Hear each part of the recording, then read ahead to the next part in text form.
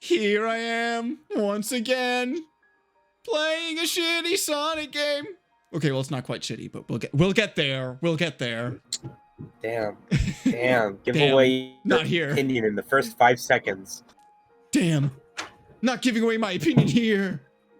So, we are, today is, the 17th, which means we are, 9 days out from the release of, Sonic Frontiers. We've had a, well over a week to, play it thoroughly and, let our experience sink in.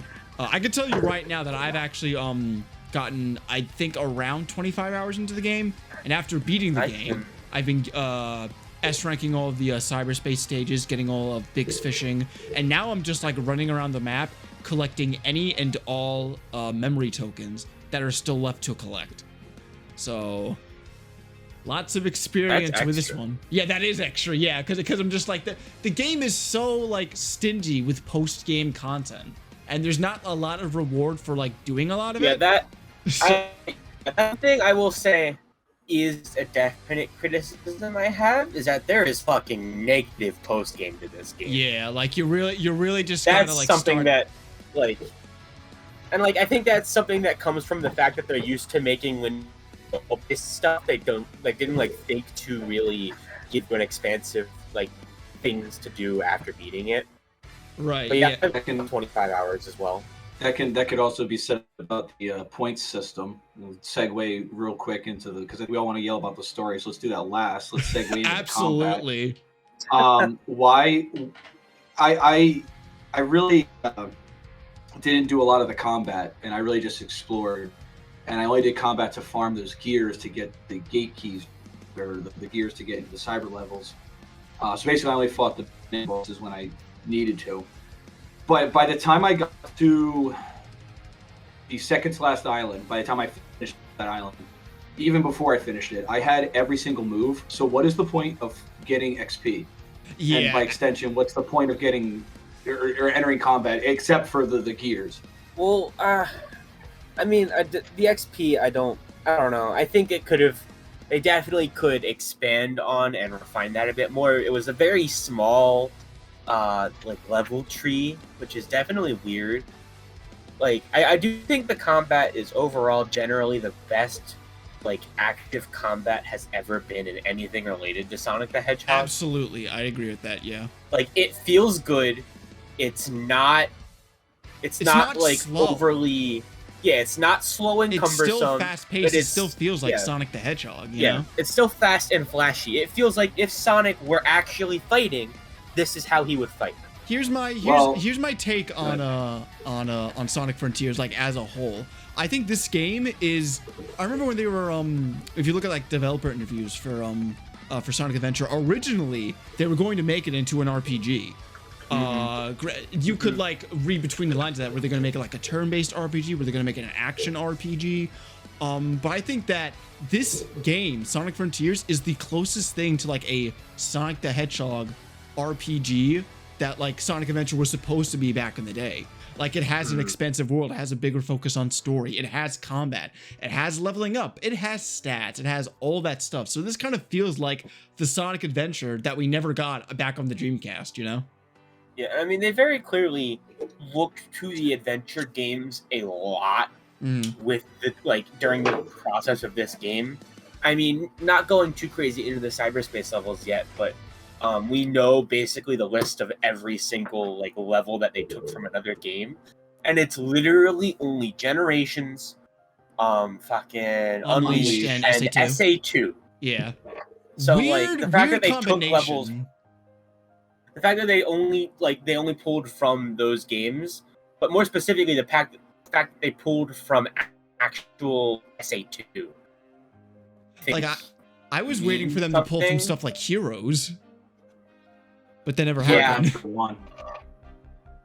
Yeah, but I have two counterpoints to the combat. That while the combat's cool, it kind of falls under the question mark of Sonic's moveset of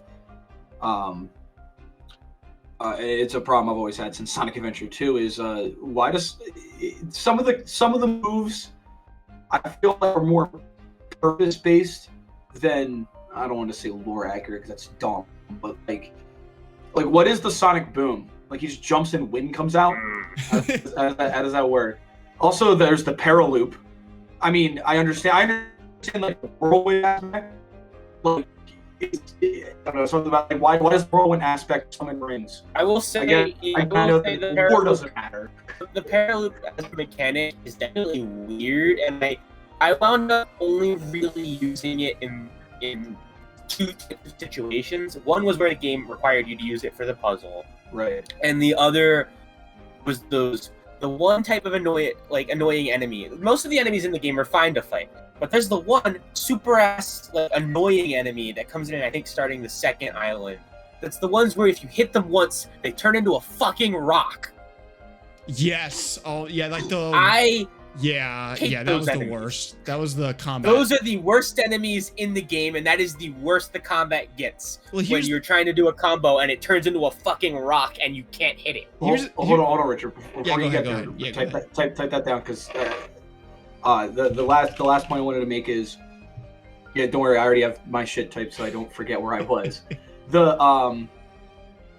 other point I wanted to make was, actually, you know what? I take that back. Go first, Richard, because my point's going to be a lot more of a conversation. All right, excellent. All right, I'm ready to fire away. So, Brian, I remember you were talking earlier about how you don't like the idea conceptually of like combat in a Sonic game, and under normal circumstances, I would absolutely agree with you. As a matter of fact, most of the problems with Frontiers that I have come from it like conceptually, but as far as like the combat goes, combat in an open world setting for Sonic, I feel like you kind of need, because if you don't, what would you have? You just have Sonic running around in an environment just collecting things. I mean, that could be fun, that could be cool, but I feel like in an open world, you need that added layer of like interactivity with an open world. You get what I'm saying?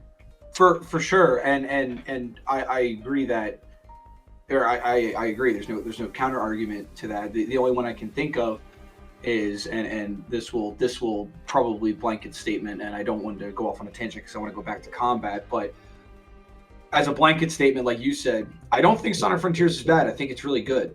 I just don't think this is the direction the series should take.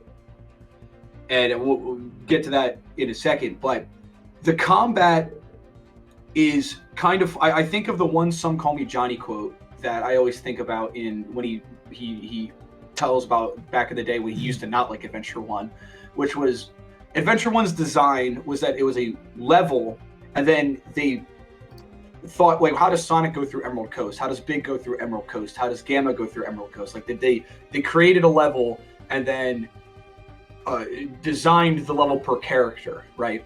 So, like, there was parts of the segment that Gamma doesn't go to because they just didn't get there, or Sonic has unique segments of the level. The point I'm trying to make is that someone coming, Johnny made a great point of, why is this enemy here? I forget, it's one part of Emerald Coast. I think it's right after the whale segment, where there's like a giant spike gate for like no reason. And Johnny's like, you're supposed to run through it or jump over it, but why wouldn't you just jump around it? It's a 3D space. And that's my entire concept of combat. Like, the one enemy, I think it starts in the second island, where it's like a bird. Every time I run past it, the camera just shifts of where I'm going to the bird, and I just keep running. Oh yeah, that's one of the, I hate that. How it like completely takes control of your camera away, and you gotta stand there and wait for it to like finish this little thing, or else you risk running like off a cliff or something. That's shitty. That was a pretty poorly designed enemy. And I do think, go ahead. No, go ahead. I was just saying, do you think enemy design as a whole is something I hope they will refine a bit? It's so hit and miss with a lot of the enemies. Some of the enemies I loved fighting. Sumo was great. Yeah. A lot of like the standard like regular enemies and the final island you fight, I thought those were really good. But then you get shit like Strider, which is just god awful. Then you get shit like Squid, which is just you running in a straight line. I don't mind most of like the mini boss enemies. I don't think I've finished all of them yet. I didn't figure out how to fight Fortress.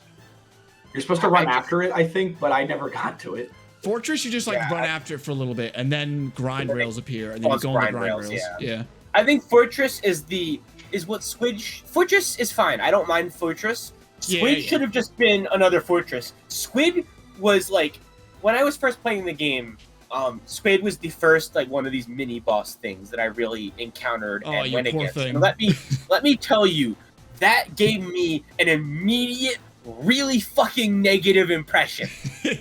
I'm glad that the rest of the game quickly turned me around on it, but fuck Squid. The camera Squid movement is in bad. Squid just gives you fucking motion sickness because it's going up and down and like projectiles are like coming above over a hill, but you can't see what's up like above the hill. One of my biggest issues is generally, and this is something that I'm sure we'll discuss a lot.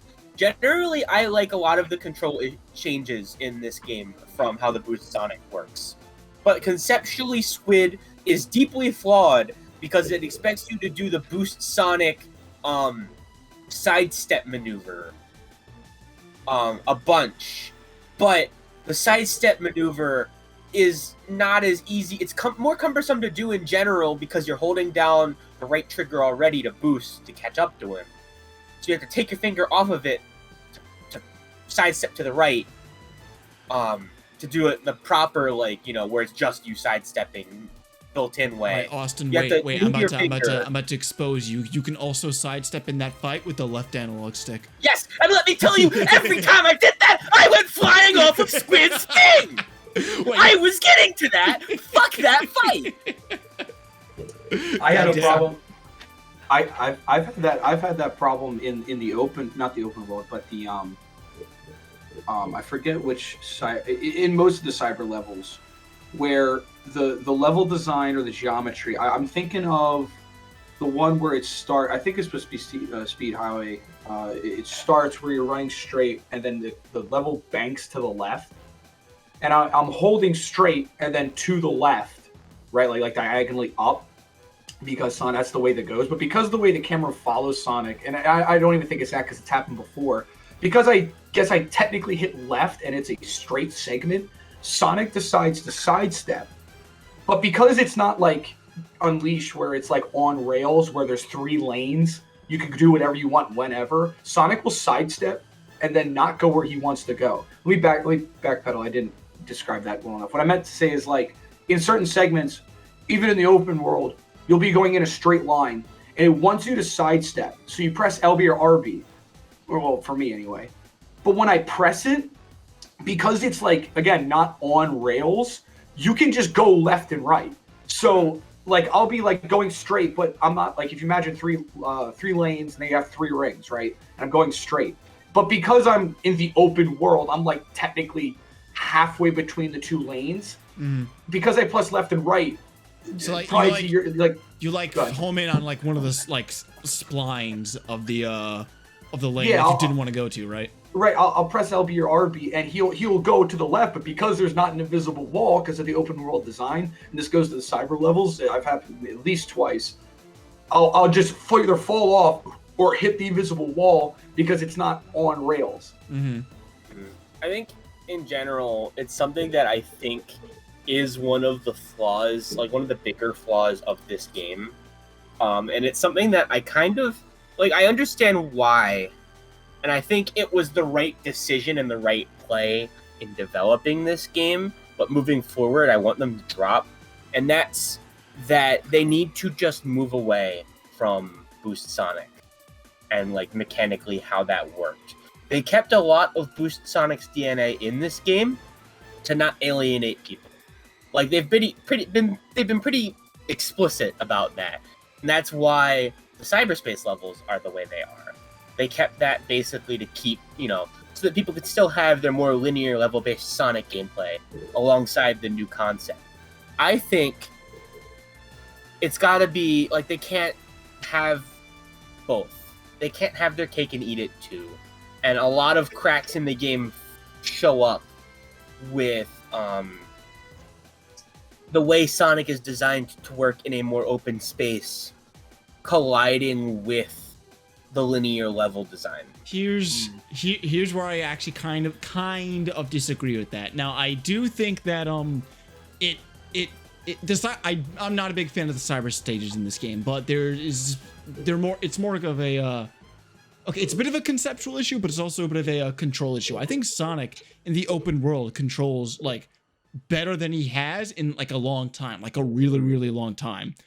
Like he has a he can turn. He can fucking turn. That's amazing. That's brilliant. Yeah. But for some reason, like he has a different control in the cyberspace stages, which is really, really weird because you're getting used to this like really freeform, really expressive kind of control in the open world segments. And then in the cyberspace stages, it's really slow for some reason. The boost feels like super underpowered in cyberspace. It's not as easy to turn when you're going fast in cyberspace. There are also some really weird things in cyberspace where, like, I swear to God, in the open world, you can, like, let's say, for example, you, like, homing attack an enemy, right? And then you stomp, but you stomp on a spring. You can still stomp as many times as you want in the open world. But however, in cyberspace, if I homing attacking an enemy, and I stomp on a spring, I cannot stomp again until I hit the ground. Mind you, hitting the ground does not count for that spring, nor does it count for grind rails. I have to like hit a regular surface before I can stomp again, which is really, really weird. You know why I think part of like some of that is? I think it's something that kind of is a conceptual thing that I hope they don't do again, even if I understand the plot reason for it. And it's because you're running through levels that were not designed for Sonic in this game's toolkit. Like, you mean we're running through, like, old stages? Yes. The fact that the level design is all, you know, from older games and designed for older games. And, like, they've tweaked it. It's been touched up. It's not explicitly the exact same level copy-pasted in, which is something that a lot of people say. Like, I don't think it's lazy. I don't think they did it out of laziness. They did it out of time and budget. I think it was an intentional choice. Like, wholesale. Not to like completely defend it, because I do think if all of the cyberspace levels were original, it would be stronger. Like, I think it was an intentional choice because of the plot, because they've made it. It's been very, very clear that the story of this game is, I think, one of the driving most important parts of it in terms of like the development of it. They wanted to go for the open zone concept, and then they also really focused on the story. Okay, if we're going from a story perspective, here's how I would pitch the idea of cyberspace, right? So you have, like, the cyberspace stages in Frontiers are all supposed to be pulled from Sonic's memories. There's a specific cutscene, optional, by the way, completely optional. There's a cutscene with Sonic and Sage where they're talking, and Sonic's like, wow, those are pulled from my enemies, and Sage is like, yeah. All right, that's fine. Here's how I would pitch it, though. You're not going through Sonic's memories. You're going through the memories of the ancients. That way, you have completely unique level designs and different level themes. That could be interesting. You know what else? I thought that would be really fucking cool. But no, we're going through Green Hill again and Chemical Plant again. You know what I think would also could have been cool? Like, you know, because the thing is that they don't want to get rid of Green Hill and Chemical Plant because they're so iconic. That's why they're there. Because one of the things that I've seen people complain about a lot is the island's aesthetic not being Sonic-y. Those people don't understand the point of the fucking game. Yeah, I've seen that a lot, and like those people are the reason they keep putting Green Hill and Chemical Plant in every game. Now hold on. Hold on. I gotta raise my hand real quick, because I agree that not being Sonic-y is fine because they want to be different. But to that argument, it has the same problem as Halo Infinite. Halo Infinite, it takes place on one part of a destroyed Halo ring, and because of that, it stays in the temperate forest, evergreen forest aesthetic, which looks amazing. However, to those people's point that I agree with is, while the 4 islands don't feel Sonic-y because they're not supposed to, it creates the problem of lack of set pieces. Yeah. What is the set piece of the first island? It's a forest. Okay, cool. With a waterfall and all that. Second island, desert. Okay, cool. Third island, volcano. Okay. Fourth island, forest. Plains, I guess. And that's fine because I understand it's an open world. They want it to be open. Like, there's not supposed to be like imagine if like the volcano island was like mostly volcano and mountainous. It'd be really annoying to traverse. I understand that. But again, like with Halo Infinite, you know, when I think Halo, especially in the aliens, there's like the human cities. When Halo 2 on Earth, there's the winter areas. In Halo 1, there's, you know, in Halo 1, there's a winter area, a multiple spaceships, space station, or spaceships, excuse me. You know, the the bowels of the ancient alien technology area, and you get that in Sonic Frontiers, right? You get the overworld, and then I know in the second island there's that like underground segment that was really cool at the spider web area of different underground areas. But like, where's the cities? Where's the snow-capped mountains? Like I get like, you know, cities. It's weird because it's like an uninhabited island. I definitely think there should be more set pieces. I think the lack of set pieces is a legitimate like real problem with the game and a real good criticism. I think a lot of people just take that and go, oh, it doesn't look like Sonic, and it's I agree. You're right with that for sure. It's a destroyed civilization left vacant for millions of years. How the fuck is it supposed to look? Well, to that argument, what about one of my favorite levels in Sonic Adventure 1 is Lost World. I love the Mayan architecture, the interwoven under areas. Like I just said with the second island, that whole under area reminded me of Lost World, the level, not the game, in that regard, and that was super cool. But again, what does that underground segment really amount to? If you explored that, it's one hallway, then it's a big room with vanities, and then I think it's two different hallways. One leads to a big portal, and the other one continues on going around the side of the island. There's not like big windows that look out on the side of the huge island, which I guess would be water. But there's no Indiana Jones rocks following you. Like it feels, I guess, because it's supposed to. It feels very like video gamey is not the word, but like geometrical. Yeah. Like I understand that's their gimmick, is that like they're super advanced. Everything's rectangles and squares. Like it's supposed to be really refined, I guess is the word, computerized.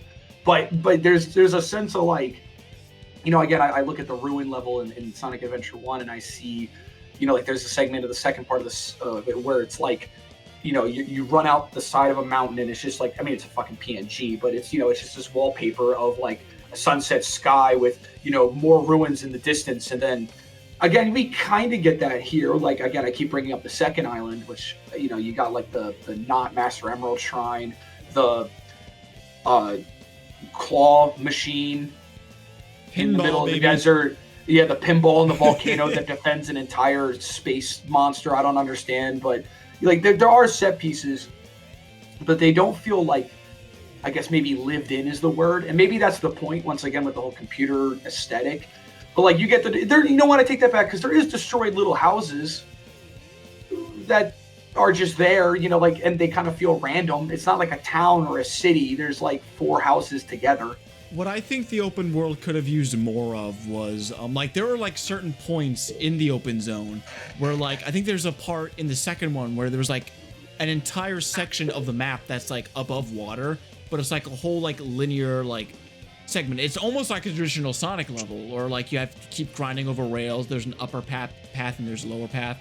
There's also another segment, either in the second island or the third island, where, like, you go through a linear segment, and it's, like, this underground temple. It's like an obstacle course. That would be a traditional Sonic level. I think the game needed more like secret little like challenges, like beneath like hidden temples, or God, please put something behind that fucking waterfall. It is video game design 101. You have to put something behind the waterfall. It was a spring. No, that has to be collectibles. Oh? Yeah, it's a spring, bro. That's all you needed behind a waterfall. Are you there, Richard? Hello. Okay, you busted out for a little bit. Yeah, you broke a little bit, but you're fine. You're fine. My bad. I want to raise my hand real quick, write down what you want to say, because I have one last thing to say, and we can stop talking about combat because I've been waiting on this. Is and maybe this might. No, you know what? I won't say it because you'll get. Actually, no, I take that back. Say what you want to say, Austin, and then I'll go. I was just gonna kind of going back a bit to like why Sonic feels weird in the control-wise. Control-wise in the cyberspace stages is that I think the cyberspace stages really needed to be either the original designs or like I don't know, just something about the. I think a lot of it is it just needed to not have boost levels, because boost levels are I think a lot of the reason why it like they had to restrict it and make it feel so weird. Because honestly, when you play through the Adventure 2 levels, I think it's really good. I think it works fine. my problems come down to the boost levels there more than anything. I think those just feel weird and worse. The thing about the controls, both in the open zone and in the cyberspace stages, is that like Sonic is painfully slow without the boost in this game. Like No, I would Okay, dare to say important it's question. like Lost Important- World levels. No, important question. Did you crank up all of the speed settings to max? Yes, I did. Yeah, Sonic's not that Okay. fast. This is like Lost World levels of like slow Oh, jumping. That's fair. I feel like it's necessary because of like the openness of it. So he's Mario. I mean, Sonic is very like precise to control whether he's boosting Yeah, or not in which the open zone. that is something. That is something. I guess that's more of it. As I think, you have something that a lot of people. And this is gonna be a slight tangent, but something that a lot of people I think are annoyed about this game and think it's bad. One of the things is that Sonic does not. I mean, Sonic. There you can build and keep momentum in this game, but like this is not a momentum-based platformer whatsoever. Yeah, how about it? And I think I kind of like it the way it is because you have so much more control over Sonic in this game than any other game. And like I think it's clear that if they wanted to make a Sonic game where momentum was the basis, they would just make it a 2D game. they flirt with it a little bit with the drop dash in this game. Because fun fact, even with How your about that? Okay, I never full rim boost, with even with the biggest boost you have, it's not faster than the drop dash. The drop dash going downhill is actually the fastest way to move in Sonic Frontiers, at least in the open zone. I think they should have made the drop dash not weirdly cumbersome to use. I liked it. I use some improvement, but I liked it. Okay, no, I like the actual use of the drop dash. I don't like having to press the jump button 3 times to activate. Yeah, that's a little weird. Yeah, that's what I mean. Sonic Adventure 2 moment. There's only 2 buttons. But like, I don't know. I don't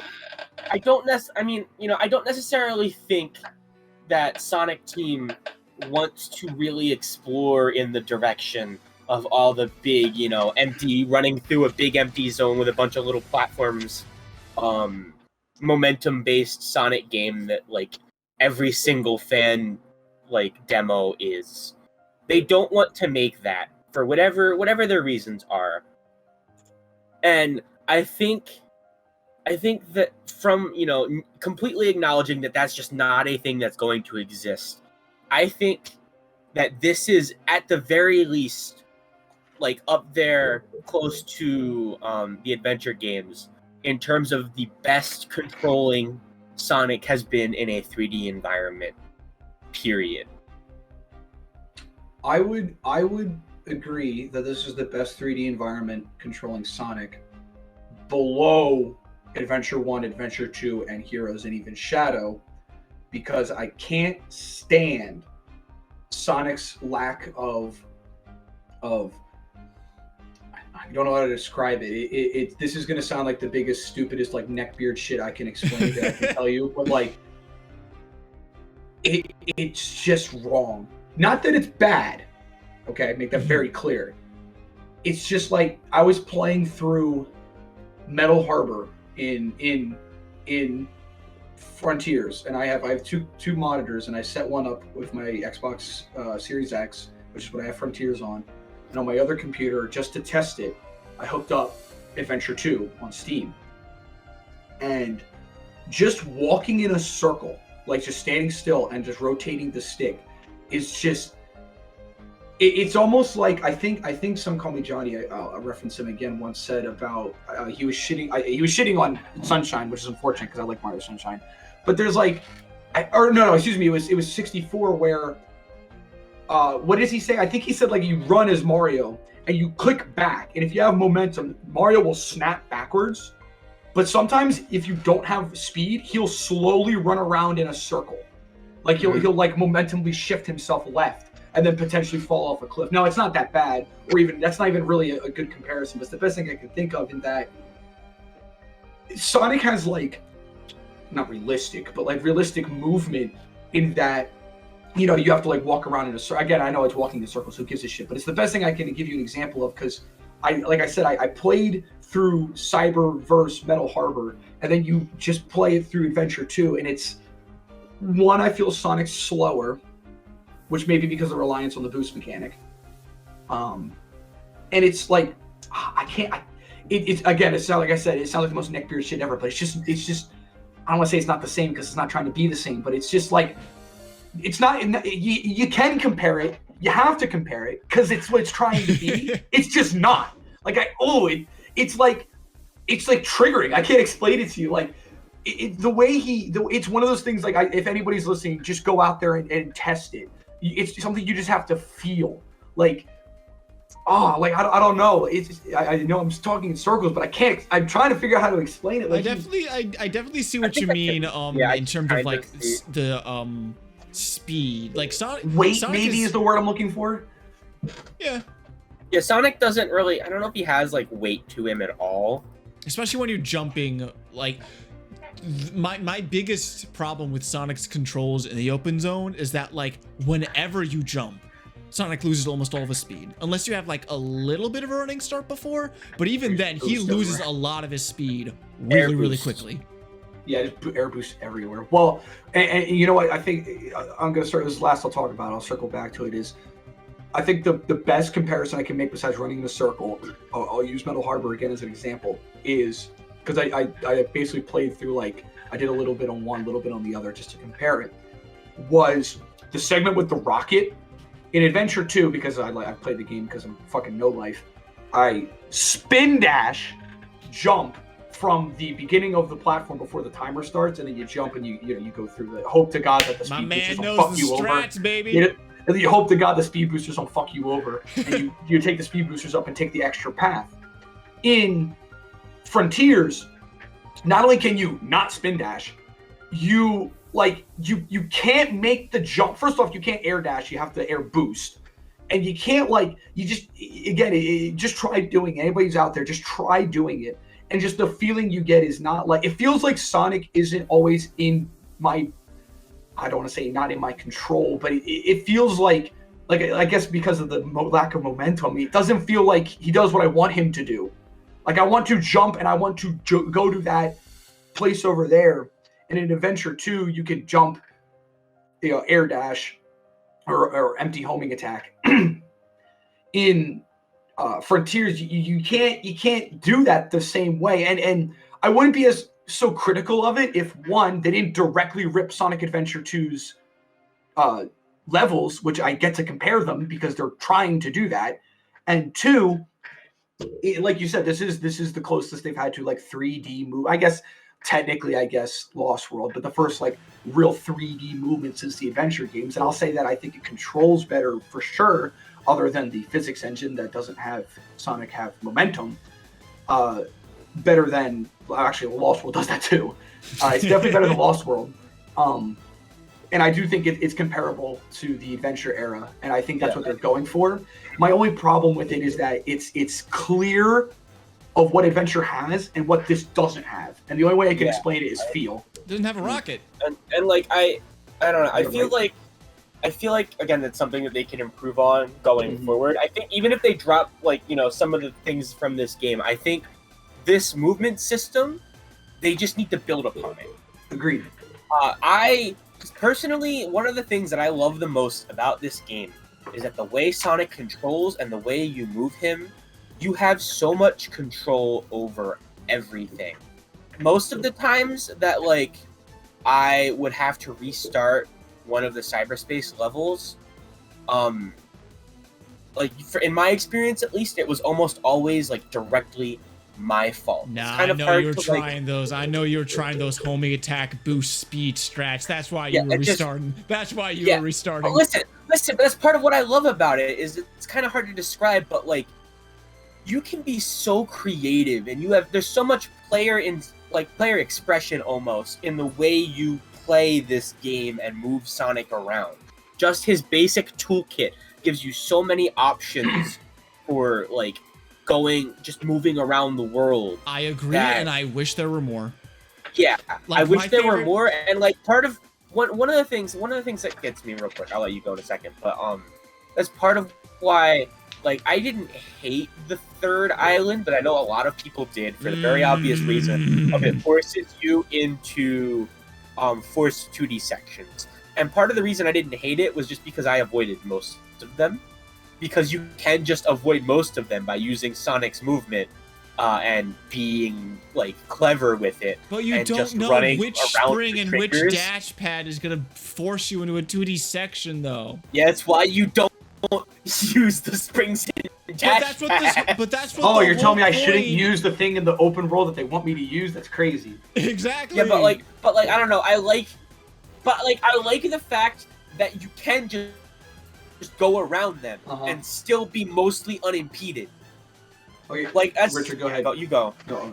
Oh no, I'm sorry, Austin. Go ahead. If you have something to No, finish, go ahead. I was just gonna say that like that's something I like about the design of this game in general. Is this game is very open in like how you like the way you play this game is how you choose to play it. It never forces you to really do any one of its objectives any specific way. Yeah, I skipped like most of the cyberspace stages.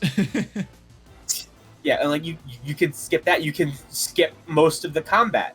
You can. Right. It's crazy. You can literally just collect the coins, find the fishing place, and then progress by just buying it all by fishing. Austin, I just want to say in our pre-release discussion video, I said something along the lines of that.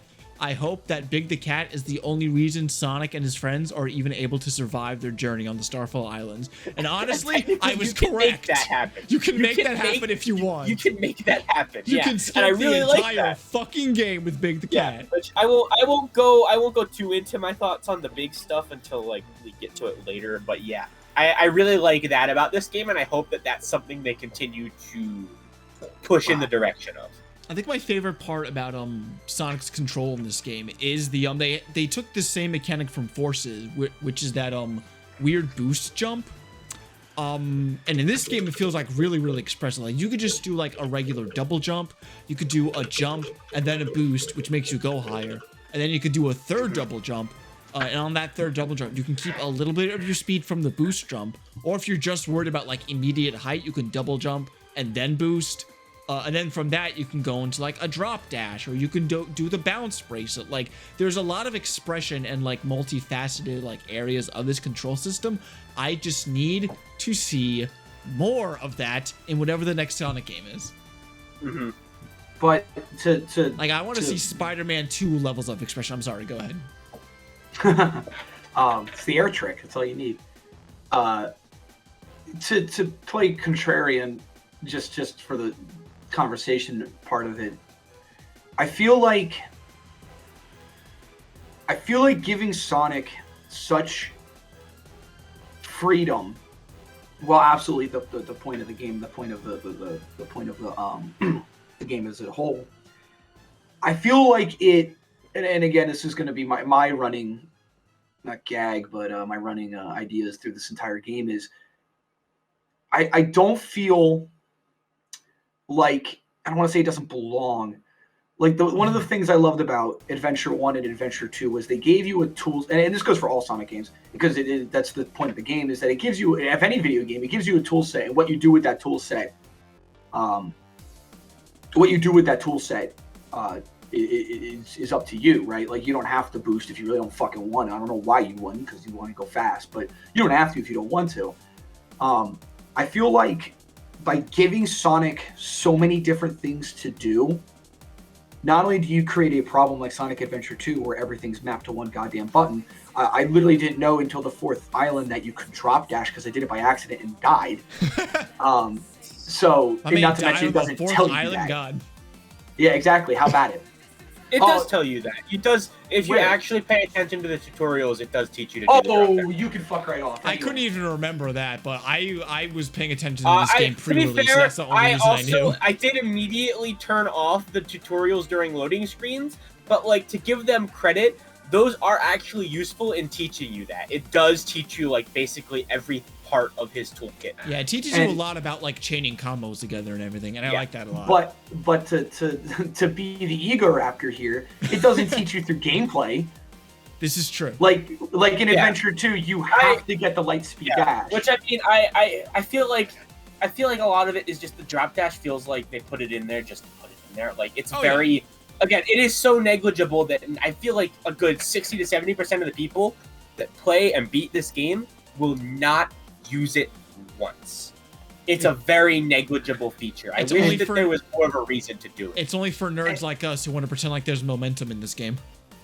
Right, but that's a great point, Austin, and that's why that's what I'm trying to get at here is by giving Sonic so many moves, there's gonna come a point where I guess you can see it as replay value or the obvious answer of, well, because I want to, because it's fun and there's nothing wrong with that.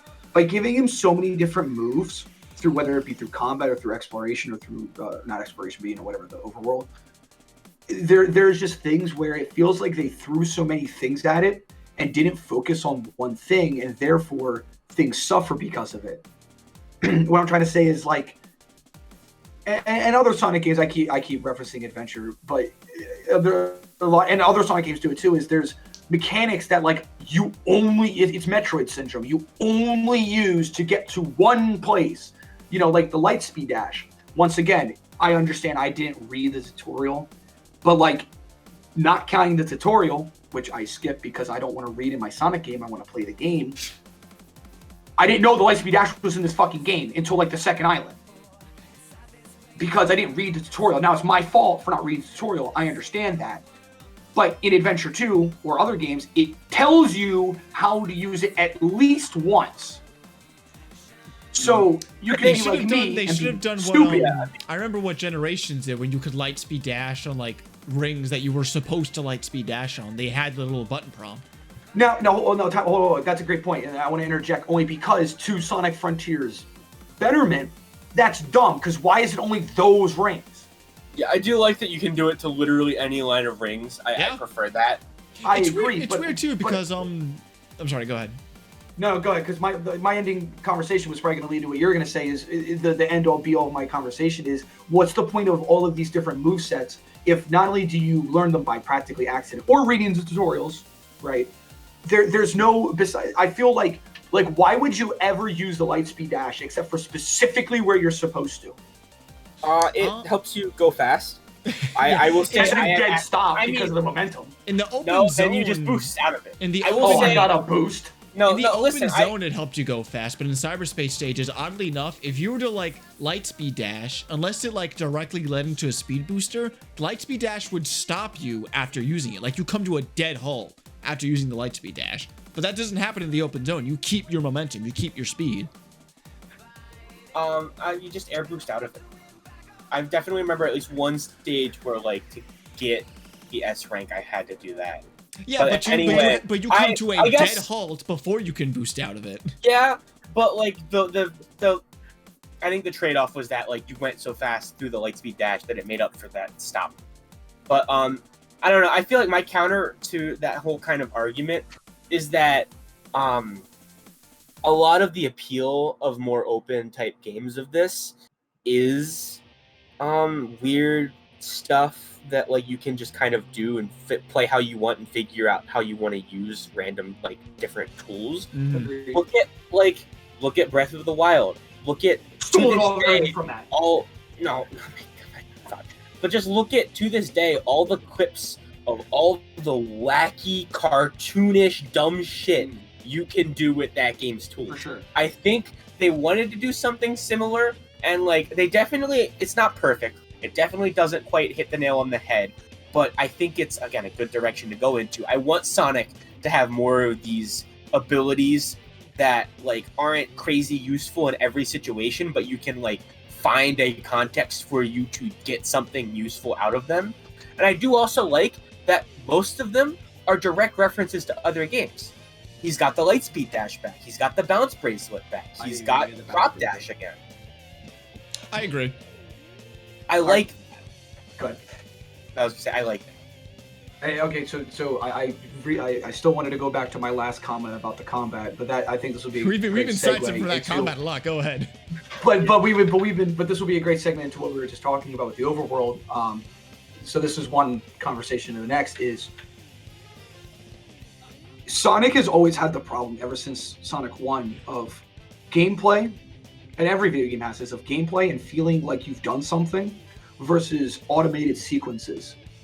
And I feel like once you unlock the auto combat becomes useless. Now, that's fine because combat exists to be combat. It's not like Devil May Cry where you're trying to be cool while you do it, except it is because it has all that extra shit, which is fine. But I just hold X and win. I never. To be fair, can just unlock that and then turn it off. That's what I did. Like That's exactly that's what not, I did. And also, I will give it. I was gonna say I will give it credit that like fighting with the auto combat isn't all that much different than fighting without it. I wanted to get the most out of the combat. I wanted to use the finishers that I wanted to use, so I just turned it off, and I had a great time. To my understanding, like I used the auto combo like 0 amounts of time. So my guess is that they, after like mashing square for a little bit or X or what have you, Sonic just does a random like finisher. Yeah, but he does all, you know, like you have to do certain things to build up those finishers, like in like a combo thing. It just does it for you. So like during all bosses, I literally just held lock on and just pressed the button 40 fucking times, and Sonic just does all this cool shit for me. Which is great because I understand it's a kid's game and it wants to be accessible, and that's great. But might be to the point of our discussion about Sonic's movement in his 2D. If there's a way to get from point A to point Z, especially in a Sonic game, as fast as possible, why would I not take it? To be flashy and cool and rewarding. But there's no reason to be other than because you want to. Now, I will argue, definitely in this game, it is way faster to avoid the automated segments. What do you mean, like, the overworld? I'm talking about the combat. Oh, the combat. I mean, yeah. No, sorry, I'm zoned out for a second. But yeah, I guess that's fair. And this is I'm glad you said that. Well, I am and I'm not, because I wanted to segue. That is a great segue, but unfortunately, I just realized another thing I want to talk about the combat is the lock on when it decides to work. Yeah. Okay, I will give credit. That one, there really needed to be like a way to, like, even if it was just like pressing the right stick to change what you're locked into at a moment's notice. That really bothered me with that annoying ass enemy that steals your camera when you go past it. Because I would try to kill it, and I would keep accidentally homing attacking the bombs that it puts in when I was very clearly middle of the screen, not a bomb. Oh, we talked about the final Titan? Oh, wait, no, never mind. My least favorite thing about the lock-on, with the specific enemies in the second island, where like they keep shielding you. You unlock this ability where you can just press the triangle button and you could like instantly side loop enemies. Great, I love that. That makes getting rid of those enemies really quicker, really more satisfying. Problem is, every single time I would side loop, like auto side loop one of those enemies, it would just lock on to a different enemy. So I would attack the other enemy and then they would shield me. By the time I would try to focus back onto the original enemy that I was trying to attack, it keeps putting up its shield again.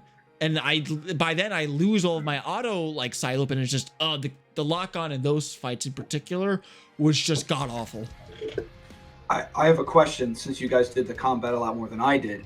So I assume that the auto side loop automatically puts them in the paraloop, obviously, right? Right. Is it like a cutscene, like it cuts away for a split sec and Sonic does whatever he wants to do? No, unless you're in the Titan fights. Which, oh my god, can we fucking talk about those Titan fights, baby? We'll get there.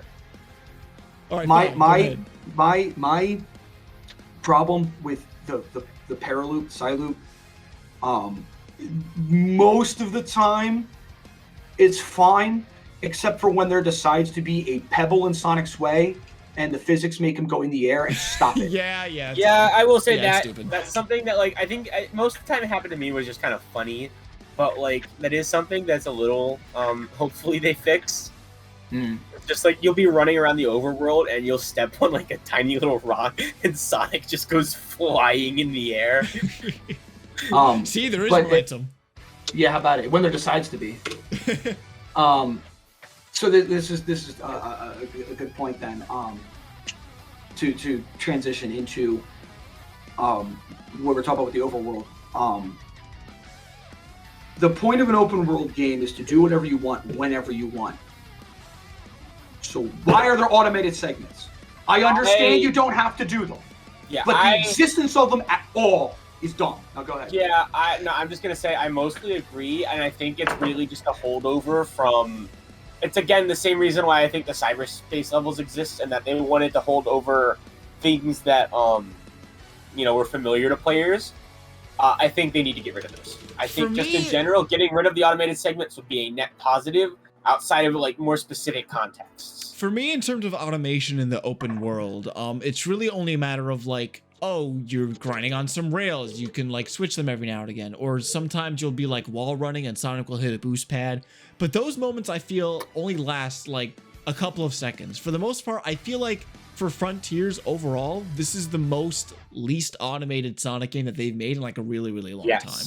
Granted, a lot of it should be less automated because you're right, it is an open world. It should be about freedom. It should be about like exploration and all that. So like automated segments are kind of antithetical to that. But on the whole, this is the least automated Sonic game they've made in a really, really long time. Which is cool to an extent that we just talked about it. I think the idea of even having it in the first place is dumb, but I'll touch on this. I've just written it down. I'll touch on this when we get to the story segments, and we can get to that way later because there's a lot more gameplay I want to talk about. I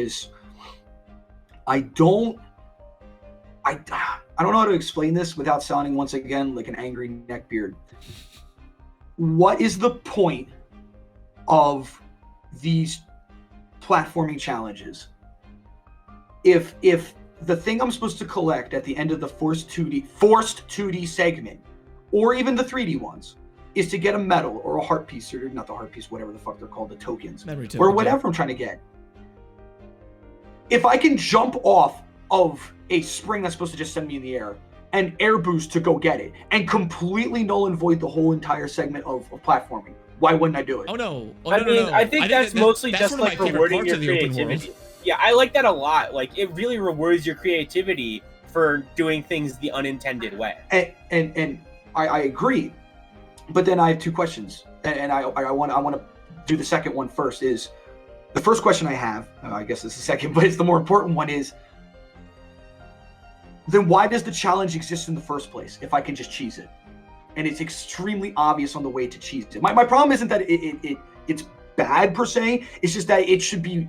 The collectible should be in a different, not manner, but a different way besides just random blocks in the 3D environment. And to back to the controls, I cannot stand, absolutely no excuse for the fact that the 2D segments have a trigger.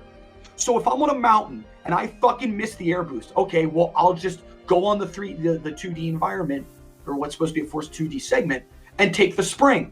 But because it's a 2D segment and I didn't miss the camera change, the entire segment doesn't fucking work. Yeah, there definitely isn't much of an excuse for that. You see, it's very janky. I don't mind the fact that there are 2D segments in the open world. My problem is that in Island 3, there is so fucking much of it. It's everywhere in Chaos Island, everywhere. Like 50% of the time, if you hit a spring or if you hit a dash pad, you're going into a forced 2D segment. And this game is supposed to be about freedom. So why are they taking control away from me? Quick adverb, quick ad lib, quick question. Why during certain or most speed boosters, whether in the 3D or 2D segments, can I not jump to stop? Automation. Has anybody tried that? There are certain springs and certain speed boosters that send you to 2D sections, or even just send you in like an open direction, like in the third or the fourth island. Just like that, if you hit it, you're going in that direction. You cannot stop. Just let go of the stick.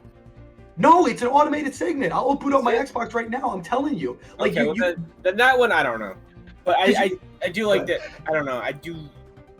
I mean, for a lot of it, just stopping moving is just as easy as letting go of the stick, which I think is really nice. But yeah, I don't know why they constantly take control away for things like that. I think it's something, they just need to have less of. And I mean, like, you guys know me. I'm a 2D sections in 3D modern Sonic games apologist through and through. All right, I think the 2D sections of Forces are better than the 3D sections. Same thing for Sonic Colors, you know. But in Frontiers, you really don't need 2D sections, like at all. I do kind of want to start moving slightly, at least more along in terms of different things we've been harping on, just general basic. Can we finally for a while. gush about the Titans? Just because I'm gonna get strapped for time eventually if we keep talking about basic combat. Okay, then this is my last comment. I promise. Okay, why? And I know your answer. Why is there no teleports in the overworld? Sure there is. Why do I have to run 40 minutes to the other side? There's fast travel. There, you have to unlock it though. You can get it from Big's Fishing, or if you complete all the. So it is, and this is very standard open world things. It's not something I fault the game for. There's fast travel. You just have to complete the map for it, which is fairly standard. The entire map. You have to complete all the little challenges, or you can get these scrolls from Big's Fishing, which allow you to warp to the Coco. The scrolls are very limited in their fast travel. It's basically if you get both the scrolls and do all of the challenges, which again is not really that hard. The most annoying that ever gets is the ones that only let you do it at night. Which is I hate that. There should be an option to skip tonight. Oh yeah. Oh, you mean the seizure-inducing slot machine taking up 1/3 of my fucking screen bullshit. God. Yeah, that was. I don't think that's that bad. Come on. It's annoying. I don't think it's that bad. And half the times I've gotten it, it hasn't even lasted 5 minutes. Then it shouldn't exist at all. For me, it takes up way too much of the screen, especially for some boss fights. Yeah, it should definitely be a lot smaller. I'll give it that. It should be smaller. It should be off to the side. I think it would be fine. And for me, it was annoying like because the mechanics. I just want to say I like the mechanic conceptually because the reason it exists is to give you access to Big's Fishing mini game after you've collected all the points. For me, it was annoying because, like, let's say you set up a waypoint marker and you're about to go to that waypoint marker, but then the meteor shower starts, and now all of a sudden that one single waypoint marker has like 12, 15 other colored waypoint markers that are just like obscuring it because of the fucking slot machine starbits thing. No, the real purpose is to copy off Zelda's Blood Moon. Can we talk about? Can I start raging about? We'll start raging about that. Why are they just Koroks from Zelda? Why are the 4 giant monsters just guardians? What? Why are they 4 giant guardians just like the divine beasts? Why are they set up practically the same where there's an evil monster possessing them? Why is there the Blood Moon? Sega ripping off Nintendo? No way. I mean, I can see the inspiration and don't at the same time. Like, there's clearly some inspiration there, especially with how Sonic kind of goes Shadow of the Colossus during the Titans. Yeah, how that's fucking weird. It is weird. I don't think it's that bad. It's not that bad. It's just weird. Sonic ripping off Shadow of the Colossus. Hello. No, but we've seen games that much more blatantly take after Breath of the Wild. I don't like the Coco's being Koroks. What the fuck? No. Outside the tiny collectible. Outside of them having vaguely similar designs, the way you go about them as a gameplay function is wholly different in every way. I never played Breath of the Wild, so I'm gonna step out of this one. You go around and collect the random things that aren't marked on the map that are supposed to be secret to upgrade your character. Is it not the same? No. I mean, it's okay. Explain to me. Because the Koroks are always a little puzzle. The Koroks are always a little puzzle you have to do in the world. You don't just get Koroks for doing shit. I'm confused. Are we talking about the Coco? That's right. I honestly forgot what they were called. No, I'm talking about Koroks from Zelda. I understand. I forgot what they were called. Okay, yeah, those are always like an actual. You have to deliberately go out of your way to do something. You don't ever have to do that with the Coco. Okay. Wait. Sometimes there is a thing that you have to press square, and Sonic kicks the thing, and then it opens up, and a whole bunch of Coco come out. But like, I can see that I can see the argument that they're similar in the basis that they're a cute little creature that you collect a lot of to upgrade your character. but functionally, that's it. That's the only similarity. Okay, then fine. Then we'll just agree to disagree, and we'll move on to another great gameplay mechanic: leveling up your character. I have to make Sonic go faster. I don't care if it's an RPG. That's as bad as Lost Worlds. That's as bad as Lost Worlds by agonizing points. That's as bad as Lost Worlds run button. Like I have to make Sonic go. I have to solve puzzles. I have to stop running as Sonic to make Sonic go faster later by leveling him up. I mean, I feel like that comes from a lot of the, like, it's clear they're going back to their old RPG-ish ideas. Agreed. I think it's not necessarily that bad. I can see why it's like an annoying thing. I don't hate it, but it's, I think, more of a taste. I wouldn't hate it as bad if it was actually fast to upgrade Sonic's speed and ring capacity. Sat there for 20 minutes. There needed to be like a little slider or something, or just upgrade as much as possible. The thing. With Sonic's attack and defense, however many things you have to upgrade, Herma he just does it automatically. Why can't that be for the speed and ring capacity? What the fuck? I don't know. I think it's because it expects you to like pick one of them. But like, why isn't there just a dump it all into one, dump it all in the other, or like, here's how many you have, press number. Yeah, why can't just get it done? That's what I'm saying. Okay, then we'll hard shift into Titans. Does anything have any? What we want to talk about? Yes, I want to talk about the fucking Titans. Holy shit! All right, we're done talking about. So we're done talking about gameplay. We're done talking about concept. We're done talking about the Cyberverse, right? And by gameplay, I mean the overall gameplay. We're done talking about the overworld. Right. The only last thing we could talk about before that is, and this is probably just mine because apparently Sega and Sonic just hates me. I have counted 4 separate times, twice in a row, that I have fallen through the fucking world. Really? Now I can't record it and I can't prove it. Okay, so. But I was getting stuck in the open world. I got stuck too. You know the first, what is it called, a Sora? The first thing you fight? Yeah, he slammed me through the world twice. To be fair, I got hit by it. I don't know how the fuck that happened. Probably the lock-on camera. But fine, let's talk about the Titans from a gameplay perspective, and then we can talk about the story. Actually, you know what? We should talk about one more thing before that, Richard. The music. Because that's a complete art thing, and then we could go from music. We'll go to Titans' gameplay. I like Frontier soundtrack. But I don't think it's gonna be something I'm gonna be revisiting as much as like Sonic Forces or like. Could not have said it better. Yeah, I think kind of same. I think generally, I kind of like the idea that like, you know, as you play more of the overworld, as you like explore more of the overworld and unlock more of it, the music in like the overworld music picks up a bit and like becomes more of a full song. I think that's cool. I like all of the overworld themes in their like, you know, final state basically. None of them really stand out a ton. They're serviceable and good, but nothing like I would ever go out of my way to really listen to again. Mm-hmm. Like not really anything I'd like plug into Spotify and listen to, for example. Right. I think Good. I'm sorry. I think the cyberspace music is very hit or miss. Some of it is really solid. Some of it very forgettable. I like the overworld themes. I never cared for, but that's probably because I was trying to go through the game and I didn't do a lot of. I did the minimal puzzles. I was trying to get through the game, so I probably didn't hear the full versions. I like the second worlds. That's probably because I'm a big fan of Mystic Ruins, the song, and it reminded me a lot of that. Man, my voice is fucking gone. We're not even to the story part yet. And the Cyberverse, I think it was so funny because I think the only song I really cared about, there were some that were serviceable, that were not bad. Some I just didn't care about. Like they were just like, why am I listening to this? But the one I really liked was the one side. What's the one everybody fucking hates? Not the song, but the level 2-1 or 1-2.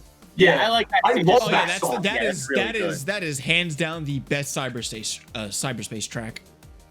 But the rest of it, and I hate the shit on Tomi Otani, but because I know that kind of like trap, instrumental rap, like modern day club music. That's like his shit. Like if he could get $1 million and just say fuck Sega and just make 12 albums in 1 year, that's like his genre. Yeah. Which is cool. But I think we've had this conversation many a times throughout the years. Is I think we all agree for the most part that artists do their best work when they're forced to do something they're not used to.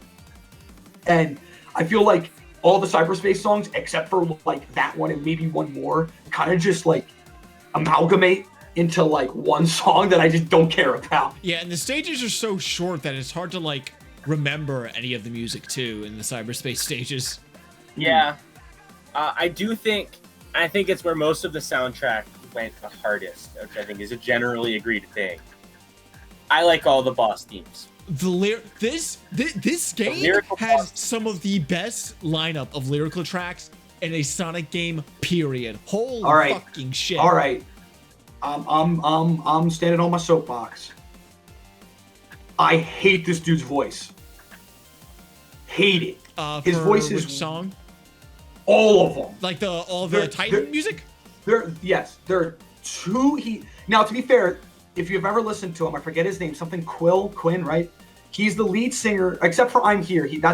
For some reason that's a unique singer, and I don't mind Tyler Smith on the one song he's on. Ooh, Tyler Smith, baby, he's back. Ooh, you gotta bring him back for the next game, baby. Ooh, Tyler Smith. Quill, I forget his name. He's the lead singer of the band Sleeping with Sirens. Now his music, his band's music, is like that naturally. That like his voice. It's not like he's doing a voice for this game. That's like his thing, right? And I never liked it. And I know it's all art. Now, are you talking about the screaming portions of the song, or like the singing portions? It's the reverse. I'm a big Screamo fan. His "Don't Look Down," that shit's awesome. But then to go from screaming to "and I'm gonna get him," like his voice is so fucking high pitched. It's like Stuart Copeland, the drummer. I thought it was a woman singing. I had no idea it was a man. Exactly, and there's nothing wrong with and that's a big point. If you ever listen to Call of Duty Zombies, the older Black Ops 1, World at War, Black Ops 2, and one of Black Ops 3 songs have a woman named Alina Sigmund, who is a woman singer, who's a metal screamo singer. Like I'm talking like scream, like even more hardcore screamo than this music. And her normal singing voice and her screaming voice are great. This dude's singing voice is like, I was trying to make my point with Stuart Copeland. He said that metal is borrowed chest hair, and I think that's a great. Like it's like you don't need to sound good. You're just screaming. It's just like that. Fuck yeah! And then it just goes to like whatever. I think the best way to describe his voice is like to go. It's not even about masculinity. It's just his voice is so high fucking pitched that it feels like I think what's his name? Fuck, Ted. From Brain Scratch, he really hates Fist Bump because he said it sounds like the dude can't hit his notes. And I feel like it's almost the exact opposite here, where he's singing way too fucking high that it annoys the hell out of me. I'm Here has the same problem. With my life, I stand yeah. So it does get a little bit too high pitched, and I'm Here, but I will say, like their singing voice is great, their screaming voice is great. But something about their like that in between section, which is most of the song, is like, dude, what are you doing? I gotta hard disagree with you. Listen, I know you have more experience with the original like band members that like made all the tracks for the Titan stuff. But listen, in the moment and even after, I cannot stop listening to the first 3 fucking Titan songs. They are all so fucking good. They are so good. Brett, you're wrong. We're gonna gang up on you in this discussion now. They are so fucking good. I do think, not necessarily musically about the Titan fight, but one thing I do think about the Titan fights is that the first one, your first time in the first one, for me at least, was really fucking confusing. Not only is it confusing, it practically didn't fucking work. If you play on hard and you don't do the right thing from second one, you lose. For me, it was like I didn't want to go like into it collecting too many rings that I needed because I thought it would be a waste of time. Because I thought, if you can just get 400 rings and then start the fight would be too easy. So they probably start you at like a fixed amount of rings based on like your level or a difficulty. That's what I thought. No, you can collect 400 rings on hard and you can start the fight. That makes it way easier, and that's why I kept dying on hard mode. Oh, that's great. Where did it tell me in the tutorials about that? Fucking nowhere. How about it? definitely think that like the first impression of the boss fight, the Titan fights, was starting off a little on the wrong foot. But I think once you figure it out, it's great. Oh my I think god. the second The Titan best fight Sonic is team the moments in best a one. decade. I really fucking love the second Titan fight. I think the first Titan fight, even disregarding the ring problem, suffers from the gameplay because I would auto attack and Sonic would just clip into his fucking chest, and I don't know what I'm doing. Yeah. So that was pretty ruined for me. Not to mention, now I was just fucking annoyed at the ring count. The second fight.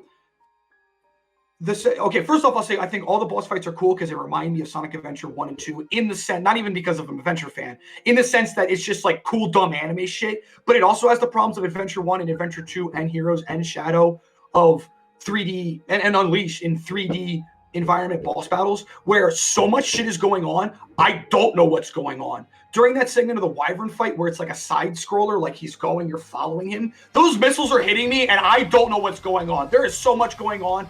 The world is moving in the background. The Wyvern has so many moving parts. I guess I follow Sonic, but the missiles kind of come out of fucking nowhere and I can't see where I'm going.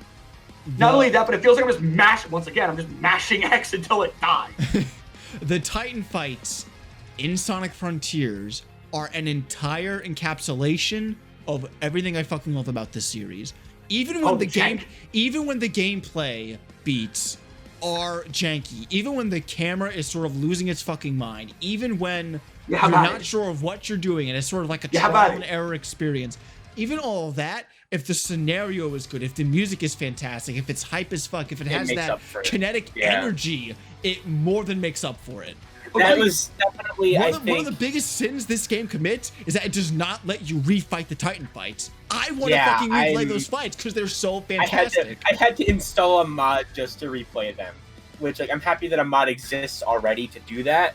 Yeah, but you shouldn't need it. Yeah, there should be an option to replay them, even if it's just like a boss rush mode. I wish the entirety of Frontiers had that much fucking kinetic energy, because when you're like running around the open world, it's more like a chill and relaxing experience, which is new for Sonic. I don't know if that's what I like prefer in a Sonic game, or more like a chill thing, but like more of energy like that could have really gone a long fucking way for Frontiers. The game really just decides to go full Metal Gear Rising. Oh my god, yes, I loved it. To be fair, it does straight up steal the ripping off the Metal Gear Ray's arm with the sword. That's pretty fucking Sonic wields a giant sword. What is this fucking Sonic Final Fantasy X6? Let's go. No, it's fucking Night of the Wind. It's cool as shit. That's now, then maybe this is a great topic to talk about. Then is having these boss fights be so cool makes the rest of the game a fucking bore. Because to me, beating the boss, or take Wyvern. Wyvern's cool as shit. You fly around the island. I love that aesthetic, even though I can't see myself. You know, you throw the bombs back and it blows up. First off, I love how every time you enter a new island, Sonic's just like, fuck it. It just gives up the emeralds because fuck you gameplay. Like, there's no reason he gives them up. No, the idea is that they do the Dragon Ball thing, which is, I think, something they've pushed more towards what the Chaos Emeralds do for a while now, is that I think what they want is them to act like go full ripping off Dragon Ball. Once you use them, they go flying off. Yeah, but he gets shot down twice. I don't want to hear it. How the fuck do you get? He's invincible. How does he get shot? Ran out of rings. Yeah, all right. At the perfect timing. Yeah.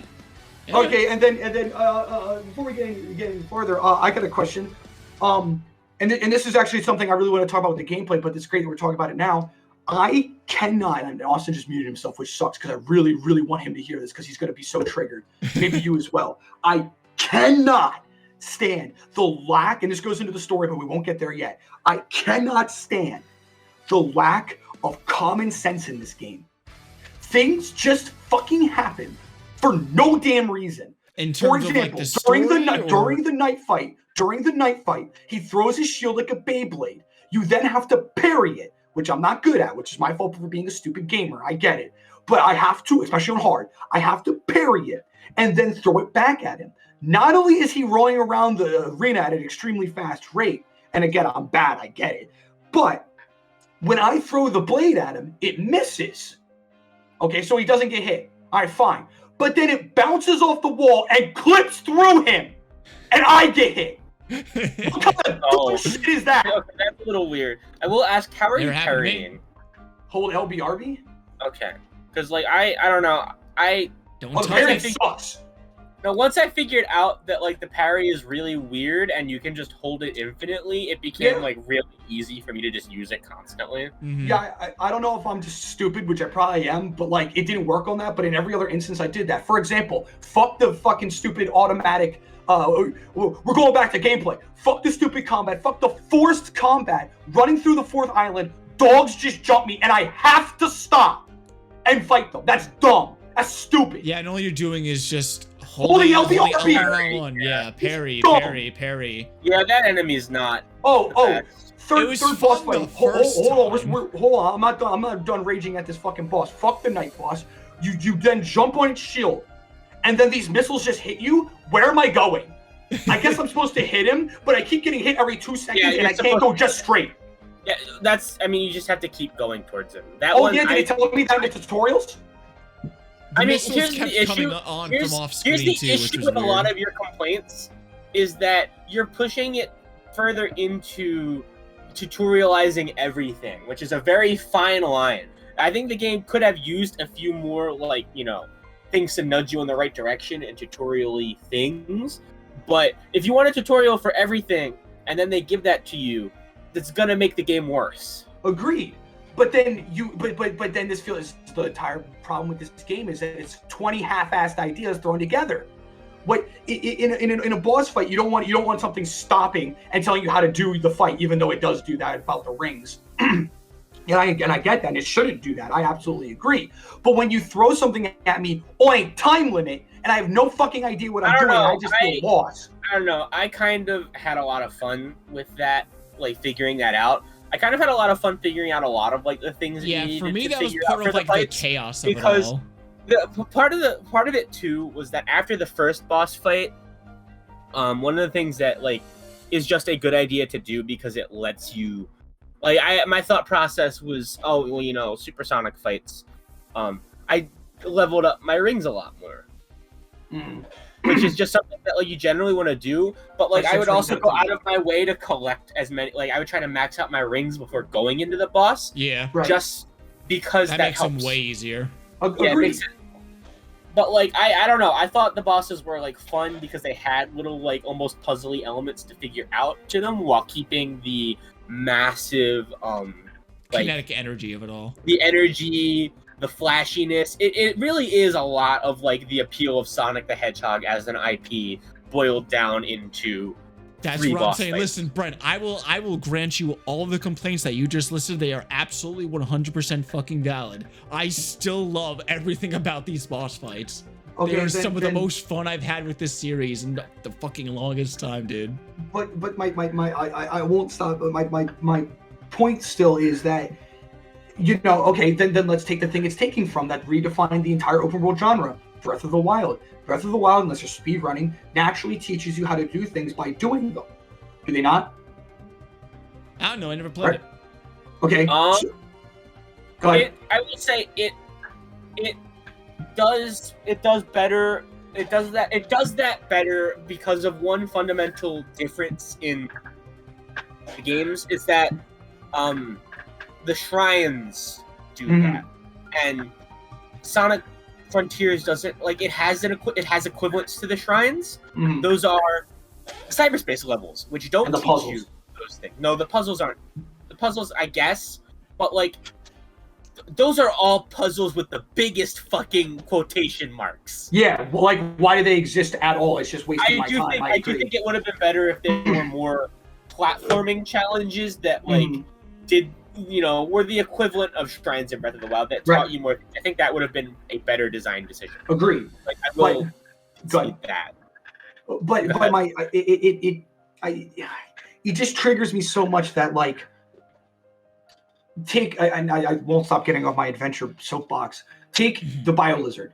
The Final Hazard, not BioLizard, is one of such a like hard cut defining feature of people either like that fight or don't. because you can have an adrenaline rush and then get smacked by his lasers at the last hit and never hit him because fuck you, the game hates you. That shit's stupid. I hate it. It's dumb.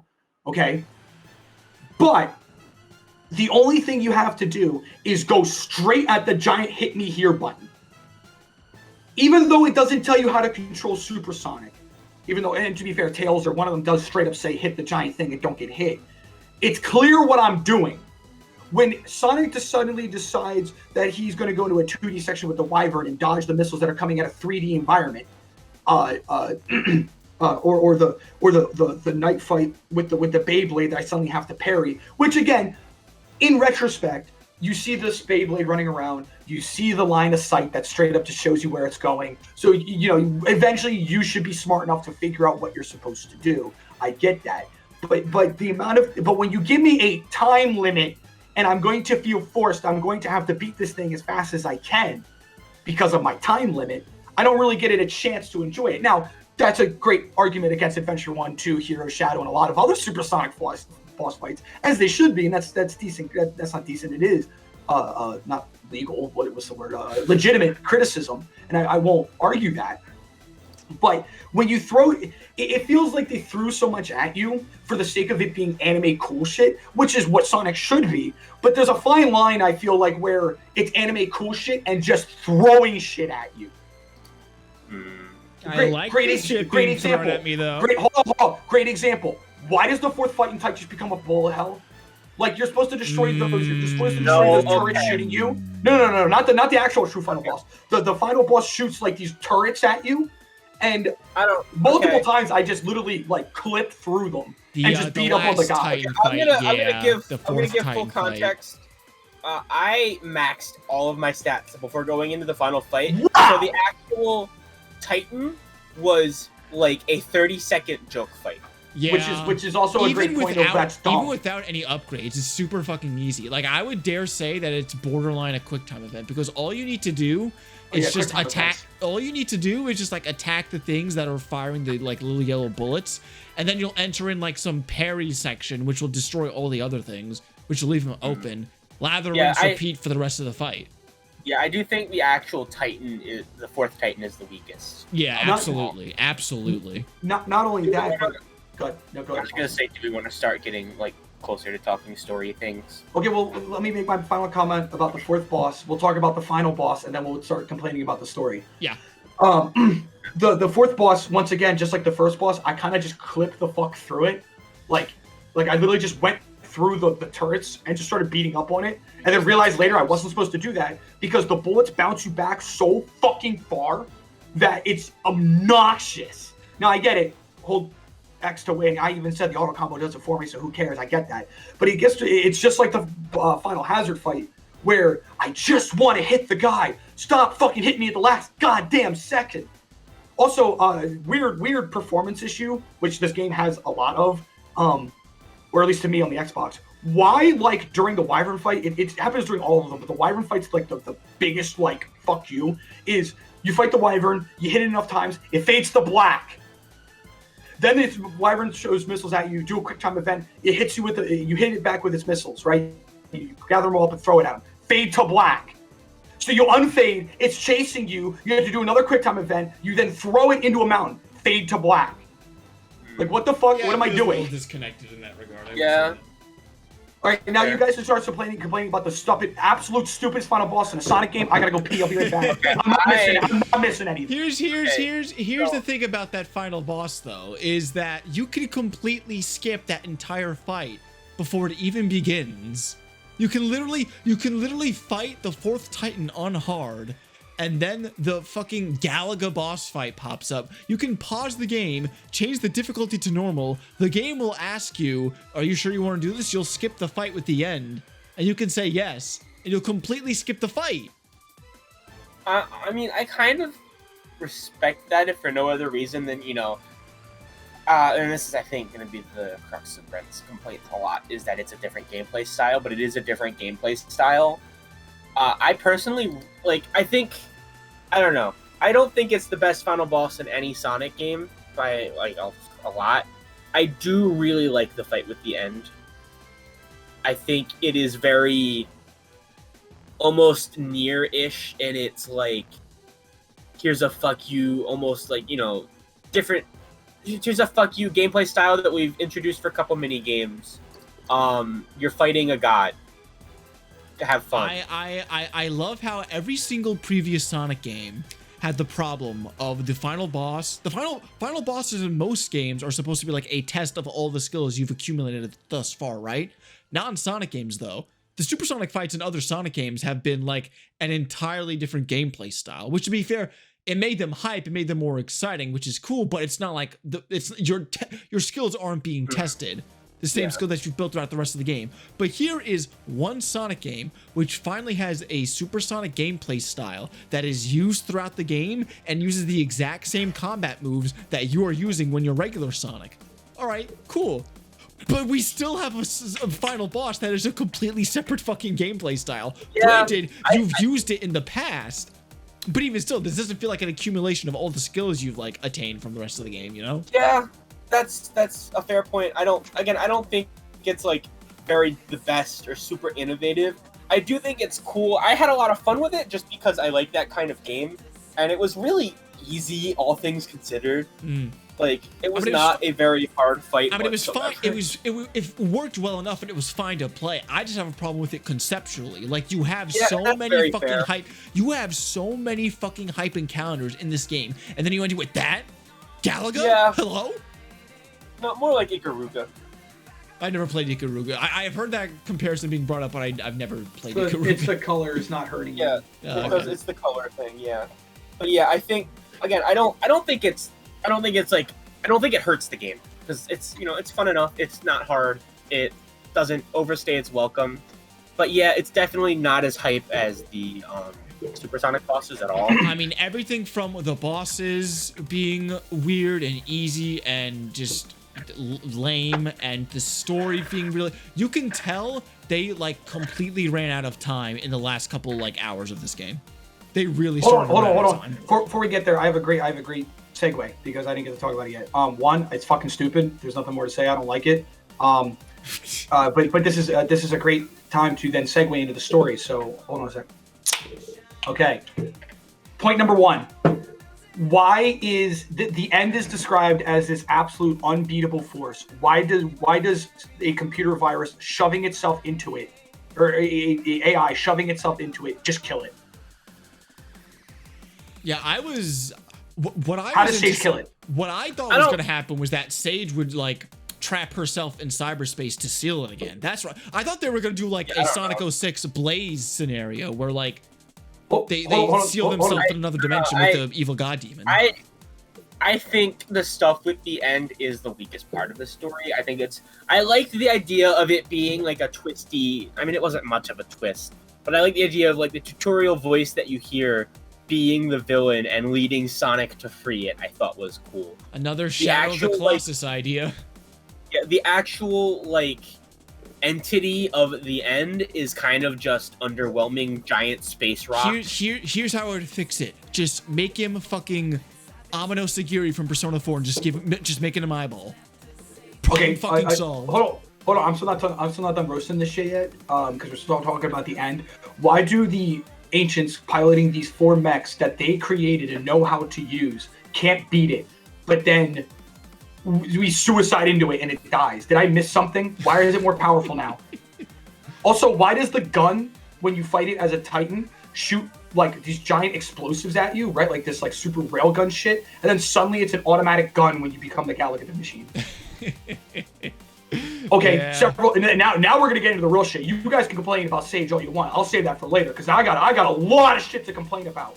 Why is the Ancients, not Eggman, why is the Ancients' defense system Ikaruga?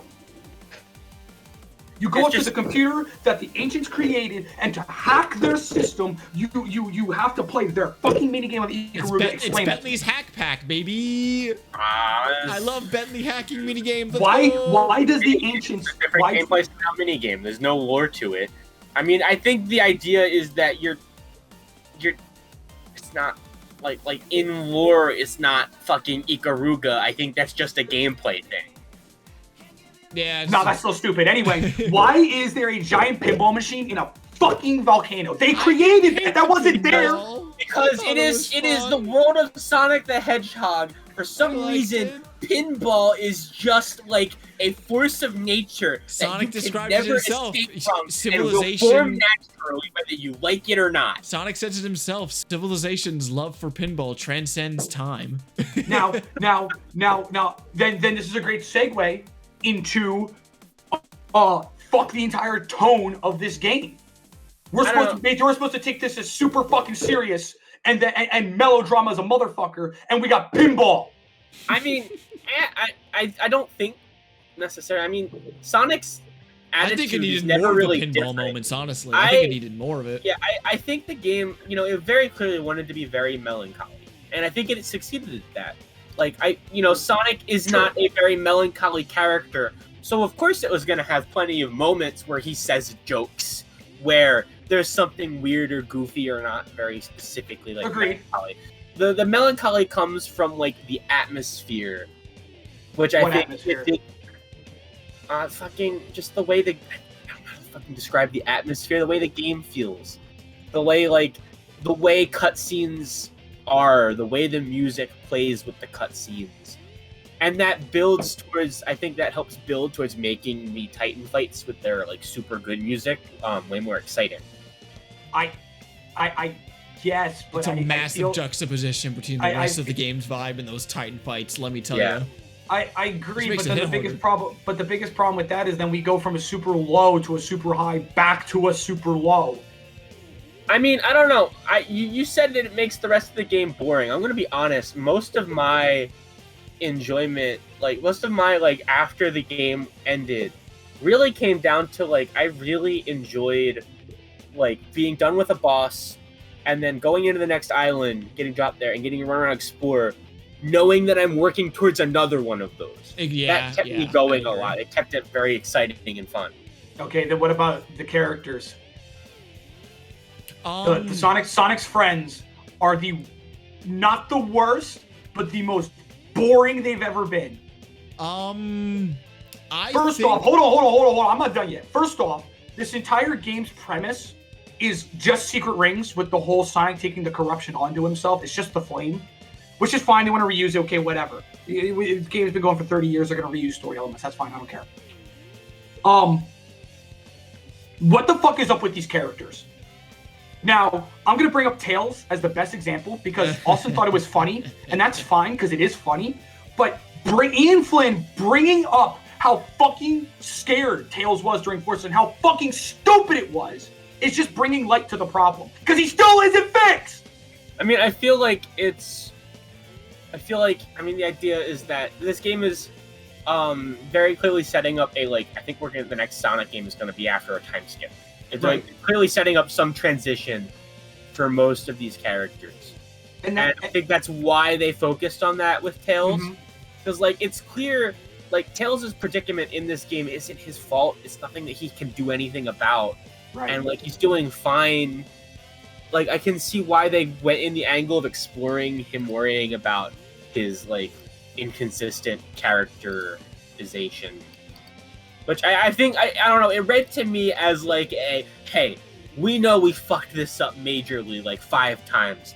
We're gonna try and actually, make good on it for the future. The whole phrase that's been thrown around ever since Ian Flynn got more and more of a hold on the series is everything is canon. And that includes Forces. Whether or not you, I, or anybody else in this call likes it, Forces is canon now. Yeah. So I would rather them sort of address Tails being oddly out of character for that game and then moving on from it than just them not acknowledging it at all, Mm-hmm. Well, my problem with that is that if he doesn't fix it next game, there's absolutely no fucking reason to do so. Oh, for sure. It hinges on them doing that next game, which is something we can't really judge yet. And to that point, you're telling me the writing of this game has to suffer because it's trying to set up another game?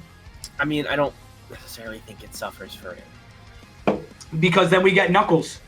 Knuckles is probably the best written. Oh, Knuckles is absolutely the Knuckles best. is great. Just Sonic and Knuckles being bros in this game. Yeah. Mwah, excellent content. Once again, though, we go over all of this trying to flesh out these characters, and that's fine. But then all we do is talk about Knuckles and the Master Emerald. Now, I know that's his stick. I know that needs to be his character. No, his whole thing isn't there like the whole thing about him like going and taking a break from just that? Wasn't that like a specific plot point? Yeah, that was actually something that they set up in the comics during the annual, because there was a whole story in the 2022 annual where like Blaze goes to Knuckles, they're like, hey, should I take a break? And then Knuckles like, yeah, you should.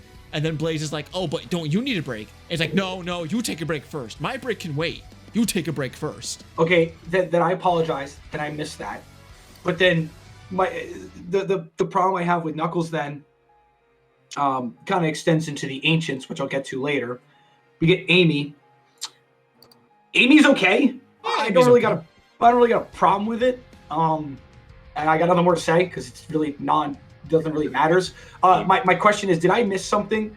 I literally can't even remember the intro cutscene. Amy's in the tornado, right? Right. Yeah. Okay. I like how if in like 10 years some kid plays this game, they'll never know why Knuckles is in this fucking game. Because it's stuck to a YouTube short. That's dumb.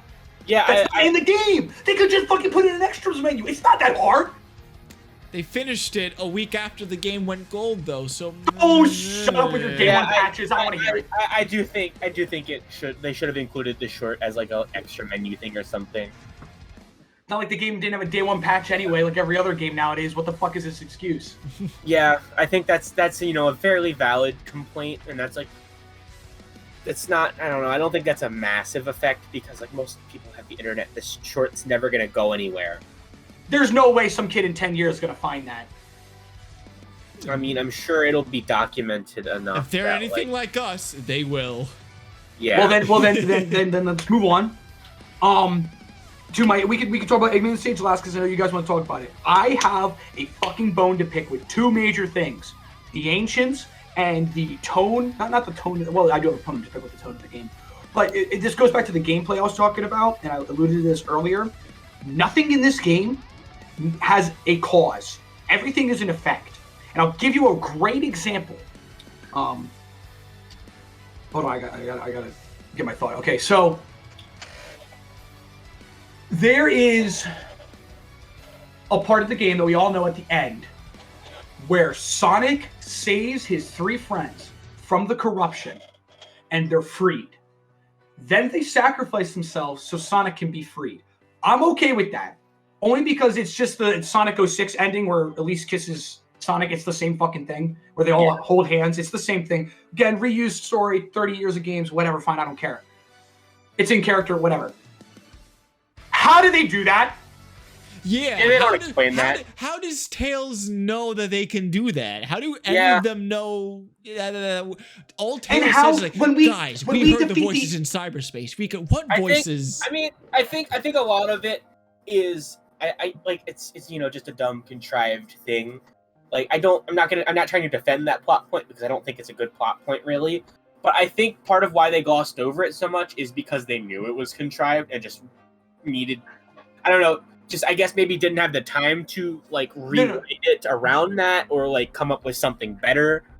Agreed. That is the best way to describe it. I'm so glad because I'm going to use it against you because that's the worst thing about this entire fucking game story is that they just talk about shit and never show it. I'm not done. I'll get off my soapbox in a second. So not only do they not explain how they have control over the cyberverse to sacrifice themselves, they destroy the end at the end of the game. They just come back? How the fuck? Where'd they go anyway? They go back to cyberspace? What? No, nobody? Oh, yeah, I don't know. They're just back. Yeah. It's stuff that, like, I think they clearly... It's getting caught up in, like, the logic of it, which, like, is fair to get caught up in, but I think for the most part, like, that this game story isn't concerned with the logic of that. Which is perfectly fine for a Sonic game. Unfortunately, Ian Flynn wants to do that. And I'll give you a best example. The Tails cutscene where they decide to lose budget and go 2D. That entire cutscene encapsulates every fucking thing I hate about this game's story. All Ian Flynn does in this game and in the comics is reference shit without any consequences, and I'm sick of it. Tails says, and I don't have the quote up, but I'll look it up right now in case anybody questions. That was on par with Dark Gaia, easy.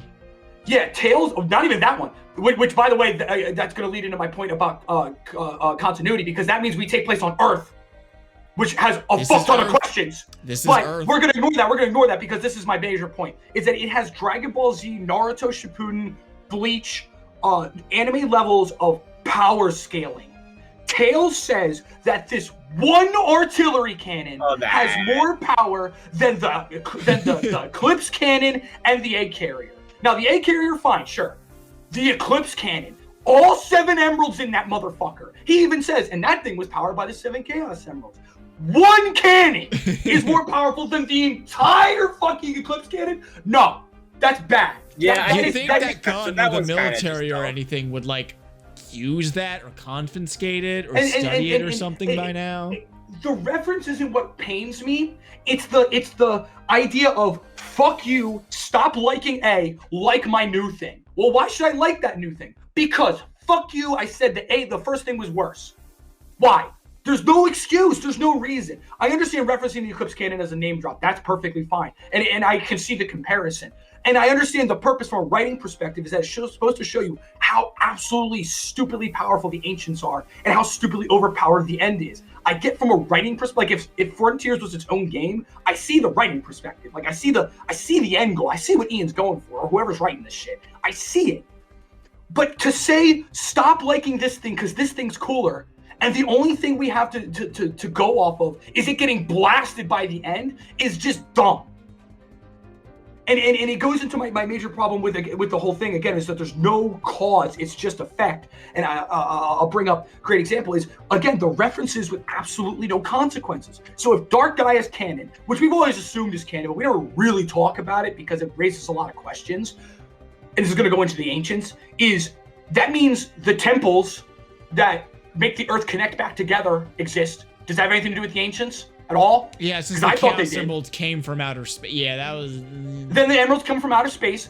Okay, I'm not opposed to the Emeralds coming out of space because I personally thought in my fan fiction theory, copyright Brent Sub-Zero Video Game Cinemax. This is my copyright, so fuck you, Ian Flynn. Because I was actually laughing out loud that this no bullshit. I think I said this to Austin one time that I actually thought that the Chaos Emeralds in lore from my own fan fiction head theory was. You ever heard the meme, the ancient aliens theory, which is basically what this is. The whole. Aliens came and that's how Egypt got all the pyramids and all that shit, which is basically what the Ancients are. I always thought it was the Black Arms because it never really explains how the Black Arms get the Chaos Emeralds or how they know about them from being 50 years out of space to come to get them. And not to mention, he knows Chaos Control, Black Doom, and he has the 7 Chaos Emeralds as a fucking necklace. So I always assume that he knew something about the Chaos Emeralds. They just took that and just fucking reused it for the Ancients, and that triggers the shit out of me. But not only that, the Emeralds have no fucking explanation. Now, I'm okay with the Emeralds just being a plot device. Shut up, stop asking. I'm cool with that. But if you're gonna give me a fucking reason, it better be good. And the reason is that the Ancients have it. Where did the Ancients get it? Is it like the Metarex saga from Sonic X where they come out through the universe? Do they come from special zones? Did they have to work to get them? To my understanding, they just sort of made answers. I don't know. I feel like the idea was to bring light to the origins without actually answering any questions. Which I mean, your point is very valid for.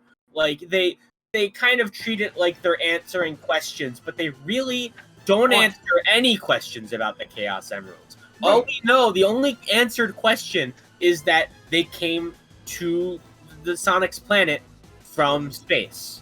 Agreed. And it goes into my point that it's references for the sake of shock value and absolutely fuck all else. Because like the Master Emerald, why is that on Earth? Why is it separated? Because if they make Richard, if they created the Chaos Emeralds because they're just that technologically advanced and can summon the power of chaos, which is practically like the Force in Star Wars, it just exists. Okay, fine. Where did the Master Emerald come from?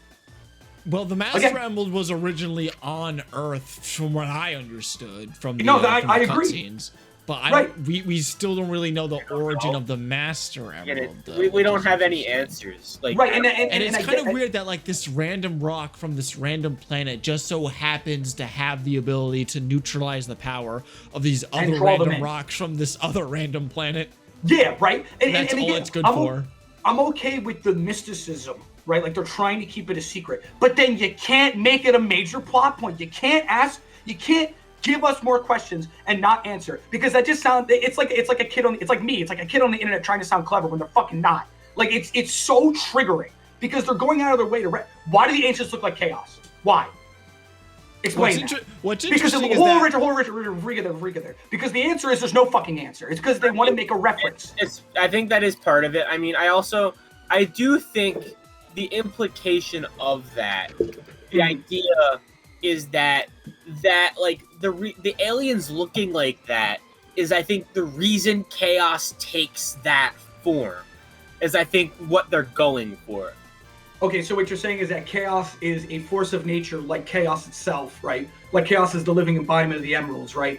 And it takes the form of the ancients because that is the thing it came into contact with. Okay, several questions. One, how did it exist how did it make a manifestation of itself? Two, how does it use the chaos emeralds? Because they're from an alternate world. Third, why did it decide to take that? Why doesn't it take the appearance of the echidnas? See, we don't have answers. And I don't know. I think a lot of these things are like, to be honest, really dirty things. I think that 99.9% of people don't give a shit about. which is why Ian Flynn gets away with it, and he should be fucking fired. I can't stand that. I can't stand. They're trying to make this story serious, and then they just do dumb shit and get away with it because it's Sonic. You can't have Metal Gear levels of writing, which it's not, but Metal Gear levels of seriousness in writing, and then just say, well, it's a Sonic game. Because at that point, you might as well be fucking writing all bullshit. I will say that, to my understanding, this wasn't a story that like Ian Flynn like pitched to Sega or Sonic. No, to, like, he make only. them. Like Sonic Team came up with like the outline of the story, and Flynn just like wrote the dialogue for it. Yeah, but he wrote the dialogue, and I'm sure it was like a collaborative effort between the two of them.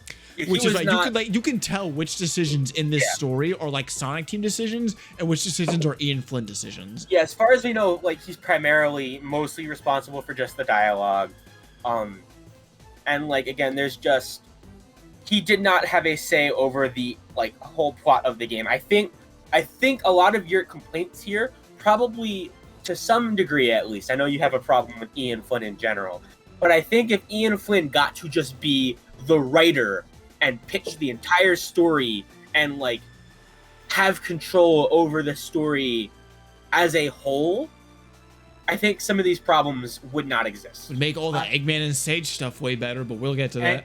And that's perfectly fine. But here's my ending argument is, I don't fucking care whose fault it is. It's in the game and I'm criticizing it. What's interesting for me about the fact that this isn't really Ian Flynn's good, please stop. This isn't really like a critique of anything, but one of the interesting things about the ancients being like chaos people is like the whole thing with chaos in Sonic Adventure is that like it was later on confirmed that chaos was a mutated Chow. And everyone was like, oh wow, that's kind of cool, that makes sense. But now all of a sudden there are these chaos people. And then that got me thinking, wait a minute, I thought that chaos was like a mutated Chow or something. What does that mean now? Well, apparently one of the egg logs, Eggman mentions that like, oh my god, all of these the ancients, they were actually descendants of chaos, the god of destruction. And the species went on for like so long and had to adapt to the new environment that they actually mutated into a completely separate species. And nobody knew except for me because I'm such a genius. I'm like, wait a minute. Evolved to a completely separate species, like the Chow? So does that mean this whole time it was actually the other way around, that like chaos is not a mutated version of the Chow, but the Chow are mutated versions of chaos, aka the ancients? Is that what we're getting at here? I have nothing to add. My argument is still the same, that you can't make references. I'm pretty sure that specific reference, I thought, and the way I interpreted, was the Cocos. So wait, the Chow wait, you're telling me that the ancients became the Coco became the Chow? No, the ancients became the Cocos. Which is very explicitly stated that at least the Cocos are like reliving the ancients' lives multiple times throughout the game. I always got the impression that the ancients and the Coco were separate, because the Coco are just the memories and life experiences of the ancients copied and uploaded to the Coco. Yeah, it says somewhere, I can't remember where, but I thought it says something about Eggman saying that they keep the Coco inside them as like charms. They're not like their own living things. Right. Yeah. Okay, so question, how and why? I guess you just answered with the cyberverse, the cyber shit. And then I mean, this is gonna go back into the whole fucking Eclipse Cannon thing because I'm not done ranting about this dumb shit. Can we stop making new shit in my internet's dying? No, okay. Can we stop writing new shit into Sonic? I know we want to have complete freedom in Sonic games, and as a writer should, you know, no writer wants to be put in a box. I don't want to interject a ton, but I just found out that my time is more. You got limited. 30 minutes. All right, I got you right here. Okay, Yeah, or possibly less. Silence. I want to get over the Eggman and Sage stuff now because we're gonna yell about it a bunch. Real quick, before we get to the Sage stuff, I just want to say this is the best Sonic story that they have made since like Sonic and the Black Knight. In terms of like characterizations, I think this is spot on. Nobody understands how these characters are supposed to like talk to each other better than Ian Flynn. Story-wise, like storytelling-wise, in terms of like the actual plot, it's a mess. It's a mess from top to bottom, and it gives me more like questions than answers, all right? But in terms of like just Sonic and his friends just talking to each other, I think is fantastic. The one area of this game's story that I think just does not land as well as the game thinks it does is the Eggman and Sage stuff. All right, I'm gonna say as much. Wait, I have less to say about this because I just don't care. So I'm gonna just start this argument right here and now. If you said the word the two words Eggman's daughter, anywhere from about, what was it? What'd you say, a week ago since this game came out? That sounds like the most Ken Pender shit I've ever heard. Listen. I'm listening. My ears are on. I can understand why they decided to do this. And there is a very single thing that you can point to as to why they decided to do it. It is that after Sonic Mania, people saw the sprite in that one fight where you're fighting him in an upside-down Spider-Mech thing. And it looked like a girl that people turned into a fan character. And, like, it blew up. And people were like, haha, wouldn't it be funny if Eggman had a cool daughter? Sage does not give the same vibe as Eggette does, though. No, sirree. I don't think they're not trying to make the same character whatsoever. But they saw that people were, like, joking about, you know, Eggman having a daughter and saw that this was, like, a very popular thing. And took that basic idea in their own direction. But here's the thing. Hold on. Like I said, I have the latest to say, so quick interjection. That's fine, but that rolls back into my whole argument with the story that just because somebody, I don't care whose fault it is, it's still a dumb idea. I don't know. I don't think it's that Here's bad. the thing. I actually, no, I agree with Austin. I don't think it's a bad idea. I actually really like the destination that Eggman, like, comes to in this game. I think it's a pretty neat, like, it's a different... Sure. It's a different way to take the character. My problem is the journey. My problem is the path we took to get there. Listen, I do think, and this is something that I know that we've talked about slightly before, and one thing I do agree with is I do think just in general, we should have seen more of it. I think that would have helped a lot. I think the fact that most of it is confined to the egg memos is kind of a problem, and it hurts it. All right, I'm gonna. Kind of. It's the major problem. What are you talking about? I'm gonna try to say as much as I possibly can in a short amount of time frame. I'm gonna ask that you guys try your best to not interrupt me. Okay. Go ahead. So my problem with this Eggman Sage stuff and like Eggman having like a sort of like found daughter in Sage, for me it is just A, not earned, and B, completely out of character for Dr. Eggman. You're telling me that this is the same character that held a fucking gat to Amy Rose's head on board the Ark and said over the intercom, Sonic, get your ass over here. He shot Sonic out of the Ark. Yeah, and Sonic, get your ass over here or Amy will fucking die. I'm not kidding. Get your ass over here right now. Like, you're telling me that same character is the same character that is just like falls in love with this robot on the level of a daughter just from it it's like, no, it just feels out of character. It would have felt in character if it worked towards it. For me, it's like all Sage and Eggman really do is that Sage just does everything Eggman tells her to do, and it's just like, oh wow, you're kind of cool. You actually work. I guess you're my child now. It's like. It's like, no, that doesn't make any sense considering like everything that Eggman is up to this point. It just doesn't make all that much sense. It could have, but the way that the plot guides you through it, it just doesn't. However, now I hate to get old fan fiction, but here's how I would pitch it. All right, here's how I would do it. So like Eggman wants something to be proud of. Eggman wants to build a creation. Eggman is also like sad that he didn't get as much attention as Maria did. All right, that is all still in Frontiers.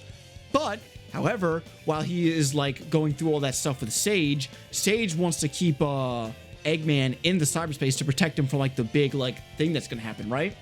And so Sage does all this stuff for Dr. Eggman. Sage actually works. Eggman's like, oh wow, you're actually pretty great. But what Sage wants, right, is to also protect Dr. Eggman, but she also wants a family because she sees that everything that Sonic and his friends are going through, and she sees all that love that Sonic and his friends have with each other. Sage wants that. Sage wants that with the only person she can really get it from, Dr. Eggman. But Dr. Eggman, being evil, cannot give it to her. The only thing that Dr. Eggman can see in the short term is how useful is this robot? How useful is this creation to me?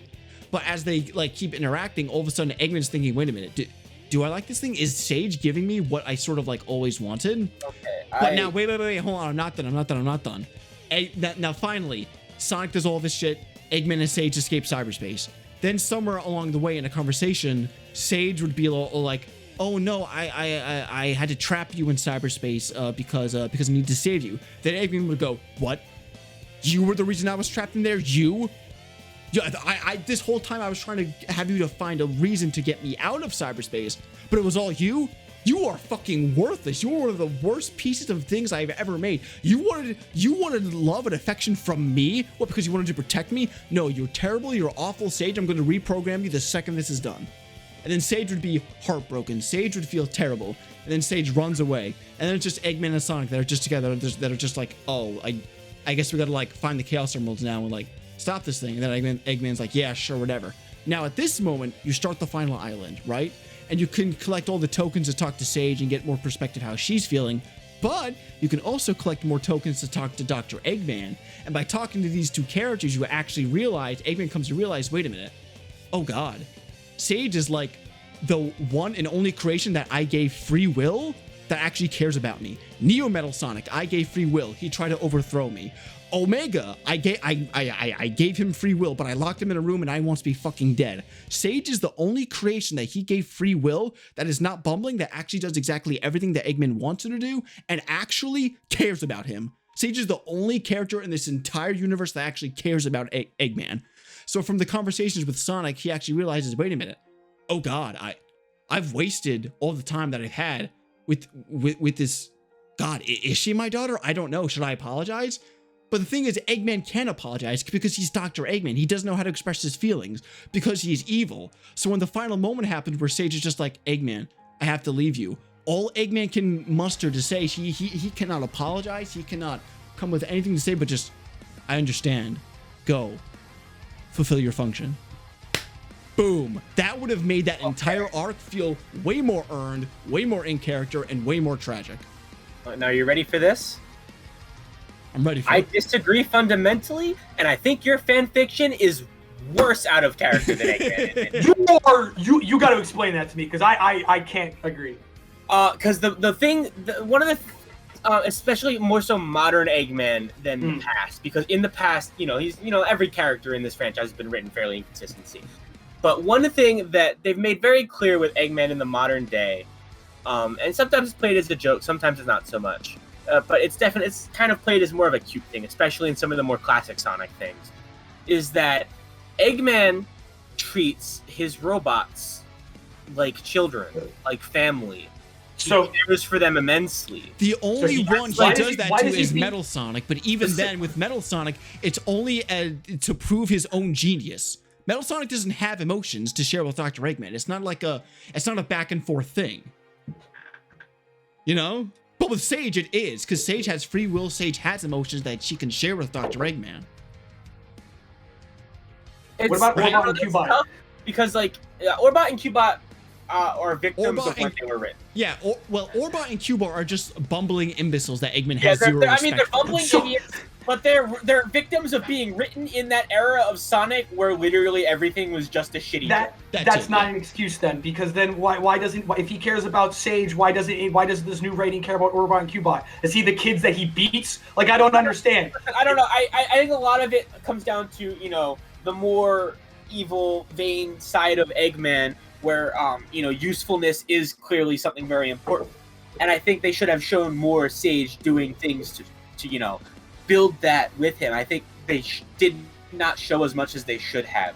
But like in general, Eggman's like most useful robots and like just his creations in general. He has like a very strong affinity to his creations, and we've seen that a lot in the comics and stuff too. True. Where like if you look at one kind of good example of just like that, like in the moment it's not something you think about, but like it kind of stands out to me. In the comics, there's a point where IDW comics where Starline takes over Eggman's base, right? Mm-hmm.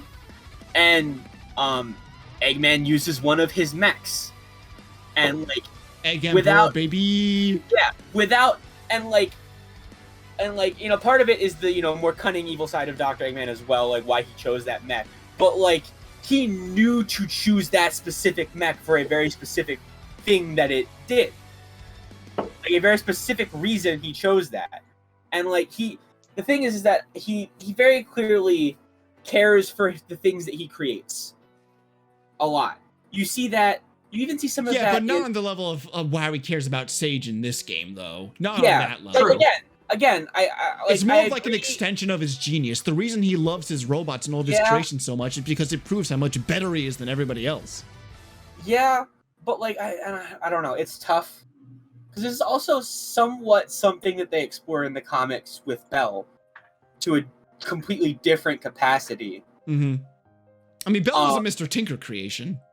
Yeah, but that's still an Eggman creation. That's her entire character arc. But when accepting that she was created by Eggman. Right, but when Dr. Eggman is like back to being like Dr. Eggman, he meets Belle again. He only sees Belle in terms of her usefulness, not who she is as a person. She's like, "Oh, come work for me. Don't bother about that like Sonic shit." And she says no, and he's like, "All right, fine. I guess I'll destroy you later." He still lets her go. Yeah, sure, but I don't know. It's tough. I don't know. Again, I think a lot of it is just we needed to see more. But Eggman is a more human character than, at least, I don't know. I feel like, especially, I don't know if just specifically, like, I don't know. I feel like Eggman, they're going for having Eggman be slightly more humanized, I think. Right, and I don't mind that. But the thing is, if you want Eggman to grow, actually show him grow. Yeah. There's no tension in this relationship between the two. It's just, oh, I get everything I want. She gets everything she wants. Oh, I have to give you up at the end? Oh, that's kind of sad. I don't know. It's, again, I really just think we should have seen more of it. Because from, like, the way it's talked about in some of the egg memos, like, it's not implied necessarily that there was tension. But, like, there's clearly, like, the beginnings of that kind of thing happening. And then we don't see them for stretches of time. Agreed. We only get the egg memos, which don't always help and are skewed in Eggman's, perspective. I think the word... Hold on, because like I said, we should check real quick, because I agree with that, but then that's also the problem with open world gaming, is that it's hard to tell a story. It's not storytelling. Yeah, when nobody cares because you're running in a line. But go ahead, Richard. My biggest problem with the whole thing is that the game thinks that it lands so much better than how it's actually landing. There's that scene where like Sage is crying and then it flashbacks to all like the other scenes with Sage and Dr. Eggman, and it's just like Eggman getting kind of annoyed at Sage, and that there's just them standing in one place just kind of talking while this terrible song is playing in the background. And then we get an entire credit scene where it's like Sage singing about like, I hope you're not mad at me, Dr. Eggman, even though there was no reason. Like that's why I think my fanfic works so fucking well, because I feel like there was another draft of this script where they did have a falling out, right? Because it feels like that's what it was building to, but that just never fucking happens. I don't know. I can see the falling out thing. I think a lot of it is just how that falling out works for me, that I would prefer it to be something different. There's a line where Sage is like crying and singing like Tails and Sonic interact. She says, hold on, I have to say this. She says something along the lines of, a relationship built out of love and not genetics. It's everything that I want. Everything that you want. Sage, it's everything you have right now. Eggman likes you. At this point in the story, Eggman has said that he is proud of you. What do you have to feel sad about? Everything you see with Sonic and Knuckles and Tails and Amy going on right now, you have immediately with Dr. Eggman. Yeah, I don't know. I think a lot of it, and it's like, it's tough that I keep just saying it, but I do think that is my biggest, like, my one issue with the Eggman stage stuff is just that I wish we had more of it, because that would have made it land. Like, that's, I think, again, I think it has a really strong beginning to it, and I think it's a really strong end to it. But the middle is where it falters the most, because we don't see them very much. I do wish there was a bit more of a focus on those two. Even though I do really like the fact that Eggman as an entity in this game as a whole was not the villain and was mostly just a neutral presence. Yeah, he does nothing in the story. Now that's great, and to that point, I mean, we talk. I keep ranting about the story not making sense, but to the writers' credit, they can write whatever the fuck they want. It's their IP, right? If Eggman wants to be a good guy, then fuck you. That's the way it's going to be, and we pay the bills, so you can shut the fuck up. And there's nothing necessarily wrong with that, but to me, this is not Eggman. Like this is not. It's not even IDW Eggman. It's a completely new generation of his character, which, and I keep saying it is fine. It's just not what Sonic should be, in my opinion. This strays too far. Another fanfic idea that I think would have. Oh wait, freeze. No, because Austin, here to your credit as well. Don't forget, we're all Sonic fans here. Your answer could be "fuck you, I like it, shut up," and it's a valid answer. Make no mistake. But go ahead, Richard. One last fanfic idea that I have. In this game, hold on, wait. Okay, go ahead. In this game, when Sage sacrifices herself and in quotes dies, right? Sonic has zero reaction. Sonic doesn't give a fuck in this game. Yeah. Like this entire story, Sonic has been trying to get Sage to like see that friends are important, trying to get her to his side, understand how to like talk to each other. And then when Sage dies, he just doesn't fucking care. Yeah. Here's what I would pitch, right? Now there's that scene with like Eggman like standing on the horizon, seeing like all those meteors drop, and then like he's really sad and everything, right? Sonic comes in, right? And he says something along the lines of like, "Hey, listen, I talked with Sage and everything, like right before I went supersonic and everything. And listen, I know that you're trying to look for a family, right? You're trying to find something like that. And it doesn't have to be with me, all right? You can live on the other side of the fucking planet for all I care, right? But just this one time, I'm willing to give you a chance. I'm willing to give all this a chance and just put this whole entire thing behind us. So what do you say?" Eggman looks at him. "Don't pester me, rodent." And then Sonic walks away just like, "All right, fine. Anytime you change your mind, I'll be waiting. Door's always open." And then Eggman just goes, and then Eggman just goes, "You're a fool, Sonic the Hedgehog." And then Sonic walks away to the point where he can't hear Eggman. And then Eggman just turns around and just goes, "But thanks for the offer." Cue credits. And then he just pulls out his USB stick that somehow still has Sage on it. Yeah. Well, that was, I think, why into cyberspace. That's gonna come up in the comics later. So I guarantee you. So wait, Eggman has a connection to the cyberspace. He's hacked into it. How? There's a post-credit scene where Eggman finds Sage in the cyberspace. How does he do that? Computers. We don't. Thank you. Prove him a point. Anyway. We don't see. I mean, they leave. I don't think how he did it is important to the story either. Like, why the fuck do they need to show him going through menially? Like, I can see, from a world building aspect of it being cool for them to have a reason, like an explanation of how he hacked into it. But the fuck point does that serve? Because they have a melodramatic story. You can't be serious. I listened to the Bumblecast, and Ian Flynn has gone on record saying that Frontiers and in terms of like the canonicity of the comics and the games, it will not be going from the direction of comic into game. But that's all he said.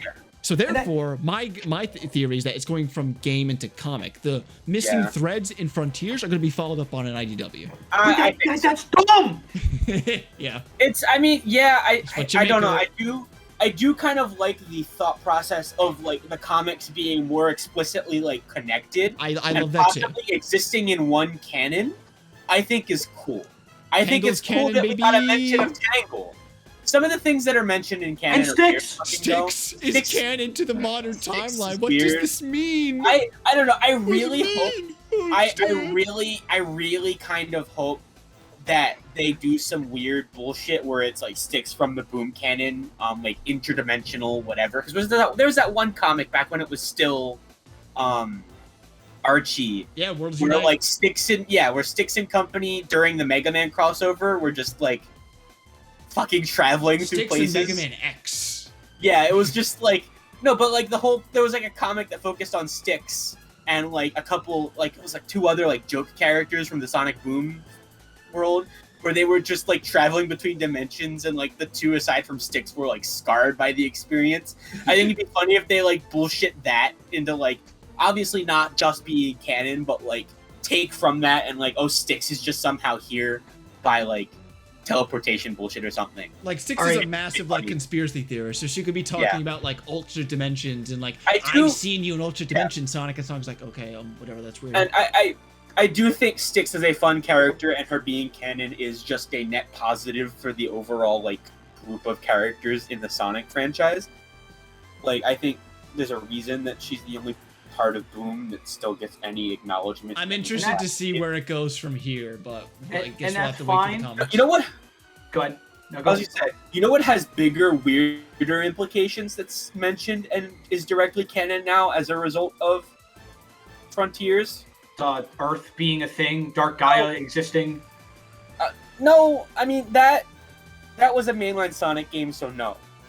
The thing that I find funny is that they directly mention and canonize Team Sonic Racing. Yeah, Dodanpa, yeah. I Let's don't go think game. that's that weird. But I listen, man. I'm dying on this hill. If you got anything else to say, add it, because I'm just going to sit here and rant for 45 minutes about you can't have. Okay, actually, you know what? Let me turn my rant. Hold Let me on. go. Wait. How are we on time? Yeah, I'm not- if- I don't think I'm gonna be here another 45 minutes. Dude. okay, go. No, I'm not actually gonna be here for 45 minutes. But if you got anything to say, Austin, go ahead, because the rest of this could just be my closing thoughts. So how about we do this? Close your thoughts, Austin. I'll write mine out. Go ahead. Okay, I don't know. I personally really liked Sonic Frontiers. It's not perfect. No Sonic game is perfect. I think it is a great foundation to build upon for the future of the series. I think it's, generally just really fun, solid, a good solid like 7 or 8 out of 10 video game. Woos. My turn? Yeah. Okay, wait, hold on. I conked out for a sec. What did you rate it out of a 10? Like a 7 or 8. A 7? Okay. I liked Sonic Frontiers. I did not love it. I came very close to loving it, but my expectations for like the story were way higher than what is actually in Frontiers. I don't think that's really Ian Flynn's fault. I think it's just him adapting Sonic Team's story. But in terms of like the gameplay, it is so close to being like a winner. Like it is so fucking close to being really good. I think that if they made the open zone, for one, smaller and more dense, like a density of content, I feel like would make it better. Add more movement options, make it so that there's less popping for one, and for two, make Commit it so like, to it. yeah, like make all like the platforms, like the rail grinds, everything like actually part of the environment. Yeah. And also make the design better cyberspace stages that actually make me fucking feel something. And I think if you get all those elements and an even better story and even better music and more energy, like the ones that you have in the Titan boss fights, consider that version of Frontiers better than fucking Generations. I'm not even kidding. There's potential here, and I honestly think Sonic Team is obviously going to follow up on this because they keep talking about how like this game is going to be revolutionary in the same way that Adventure 1 was back in 1998. So obviously they're gonna follow this formula up, the open zone stuff. They're gonna follow it up in the next game. At least I hope they do. God forbid. Because if they do, then I think I think we have something truly special. If they keep refining it, and adding more polish, and again, just really make cyberspace stages that make me feel something. God, fuck, please. All right. Guys said I really got nothing to add. I think that I don't like. Well, I'll wrap my rant up into this was, I didn't like the tone of the game. I understand it's trying to be serious, but I'm not getting off my soapbox. You can't fucking make me. I can stand where I want. I can't stand trying to be serious with this melodrama and then not answer its own questions. I don't like the story pretty much at all. It's more infuriating. It's not bad. Okay, actually, you know what? I'll take that back. It's the entire game in a nutshell. It's infuriating. Not bad, but not good. Infuriating. I don't like how Sonic controls. It's not bad. It's just not what I want, which I understand is my problem, not everybody else's. There's a lot of bads and there's a lot of okays, but there's not a lot of goods. People really like the Titan boss battles. They are the highlight of the game, absolutely for sure. But I mean, having your boss fights be the highlight of your game isn't a negative, but like, I don't know, something about that kind of says a lot about the rest of the game. I agree. I think the open world is a cool idea. Even though I don't like how Sonic controls, I know that's just a me thing. It's a feeling thing. I understand that he doesn't control terribly. I agree. I still stand on the hill that the overworld the open world should have been a lot more fleshed out and fleshed out. What'd you give it? Austin gave it a 7 or an 8. What'd you give it, Richard? I didn't give it a score. Shit. I think it's a 7.5 to me. I would probably give it anywhere between a 7.5. Nothing higher than a 7.5 though. I am way harder on it than you guys, which is probably why I'm such a Debbie Downer. I'm gonna give it like, at best, it's gonna hurt me to even give it this high. It's like a 6.5. It's That's fair. Maybe because it comes so close. It's like, hey, you want to see me on my Persona 5 soapbox? Maybe because it's like Persona 5 that it's so close to what I want that it's more infuriating than it just being bad. Does that make any sense? I kind of feel like that's how a lot of people felt about Forces. And to the same extent. I mean, I just don't care about Forces at all. It's just I just don't care. But you know, like I can't. I said this to my friend at work. My friend at work doesn't give a fuck about Sonic. He hates Sonic. He's a Mario guy. All right, if you gotta go, Austin, then go, because this is the last time I ran. Fun. See ya. Later, hater.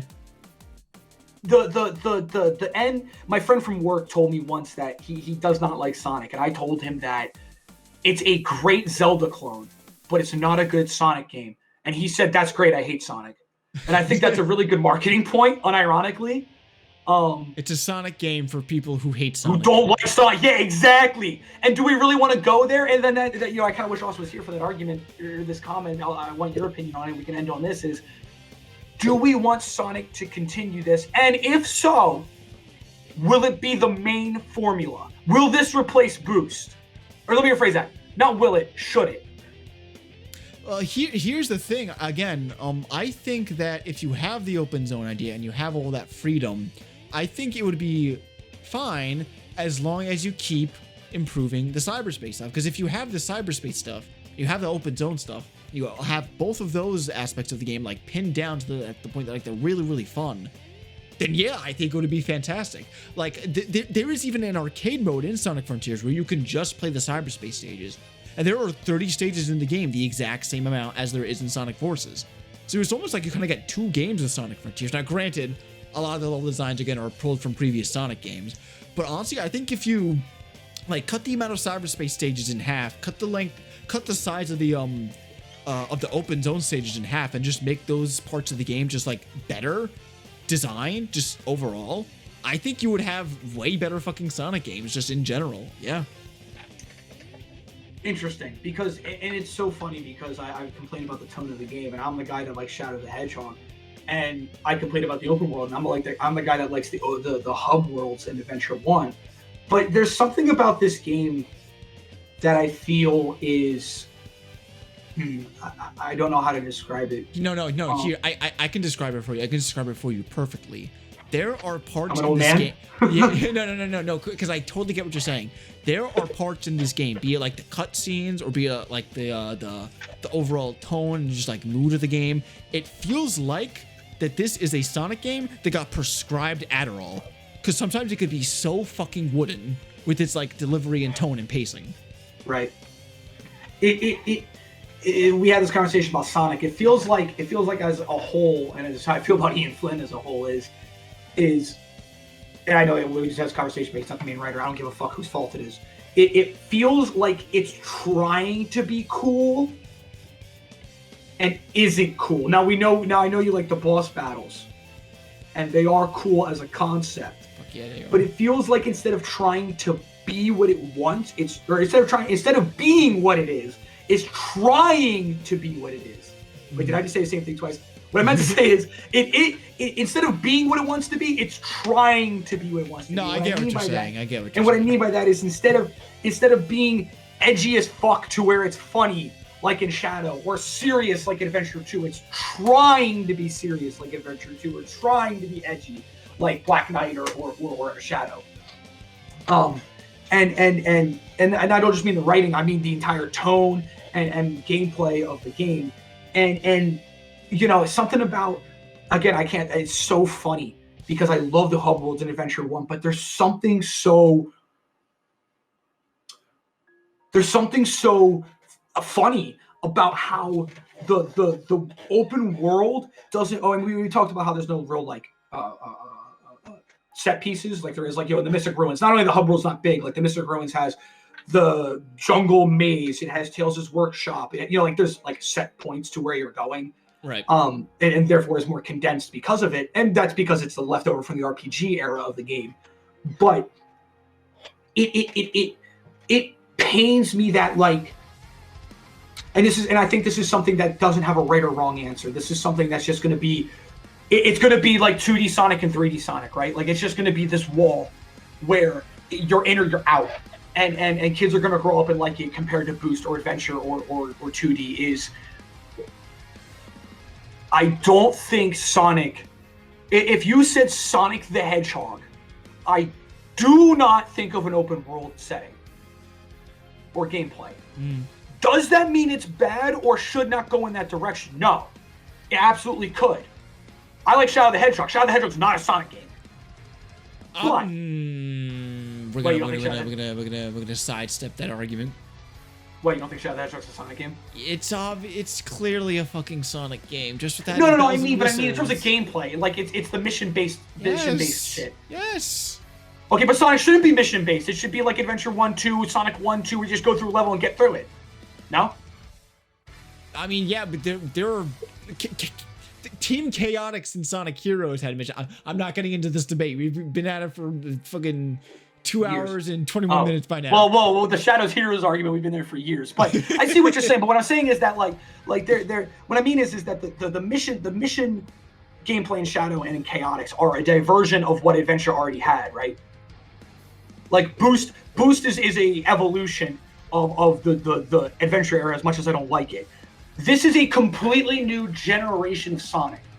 Even though it has Boost, even though it has reused level design, this is the Sonic Unleashed, right? This is the Adventure 1. This is the cutoff to a new era. And I do not think Sonic should go in this direction. Does that mean it will? Probably. And does that mean I'm going to be an old man about it? Probably. This is probably how the 2D fans felt about Adventure. And I can see the hypocrisy in that, right? I can see the argument. But it's just I don't think, when I think Sonic, I do not think open world platformer.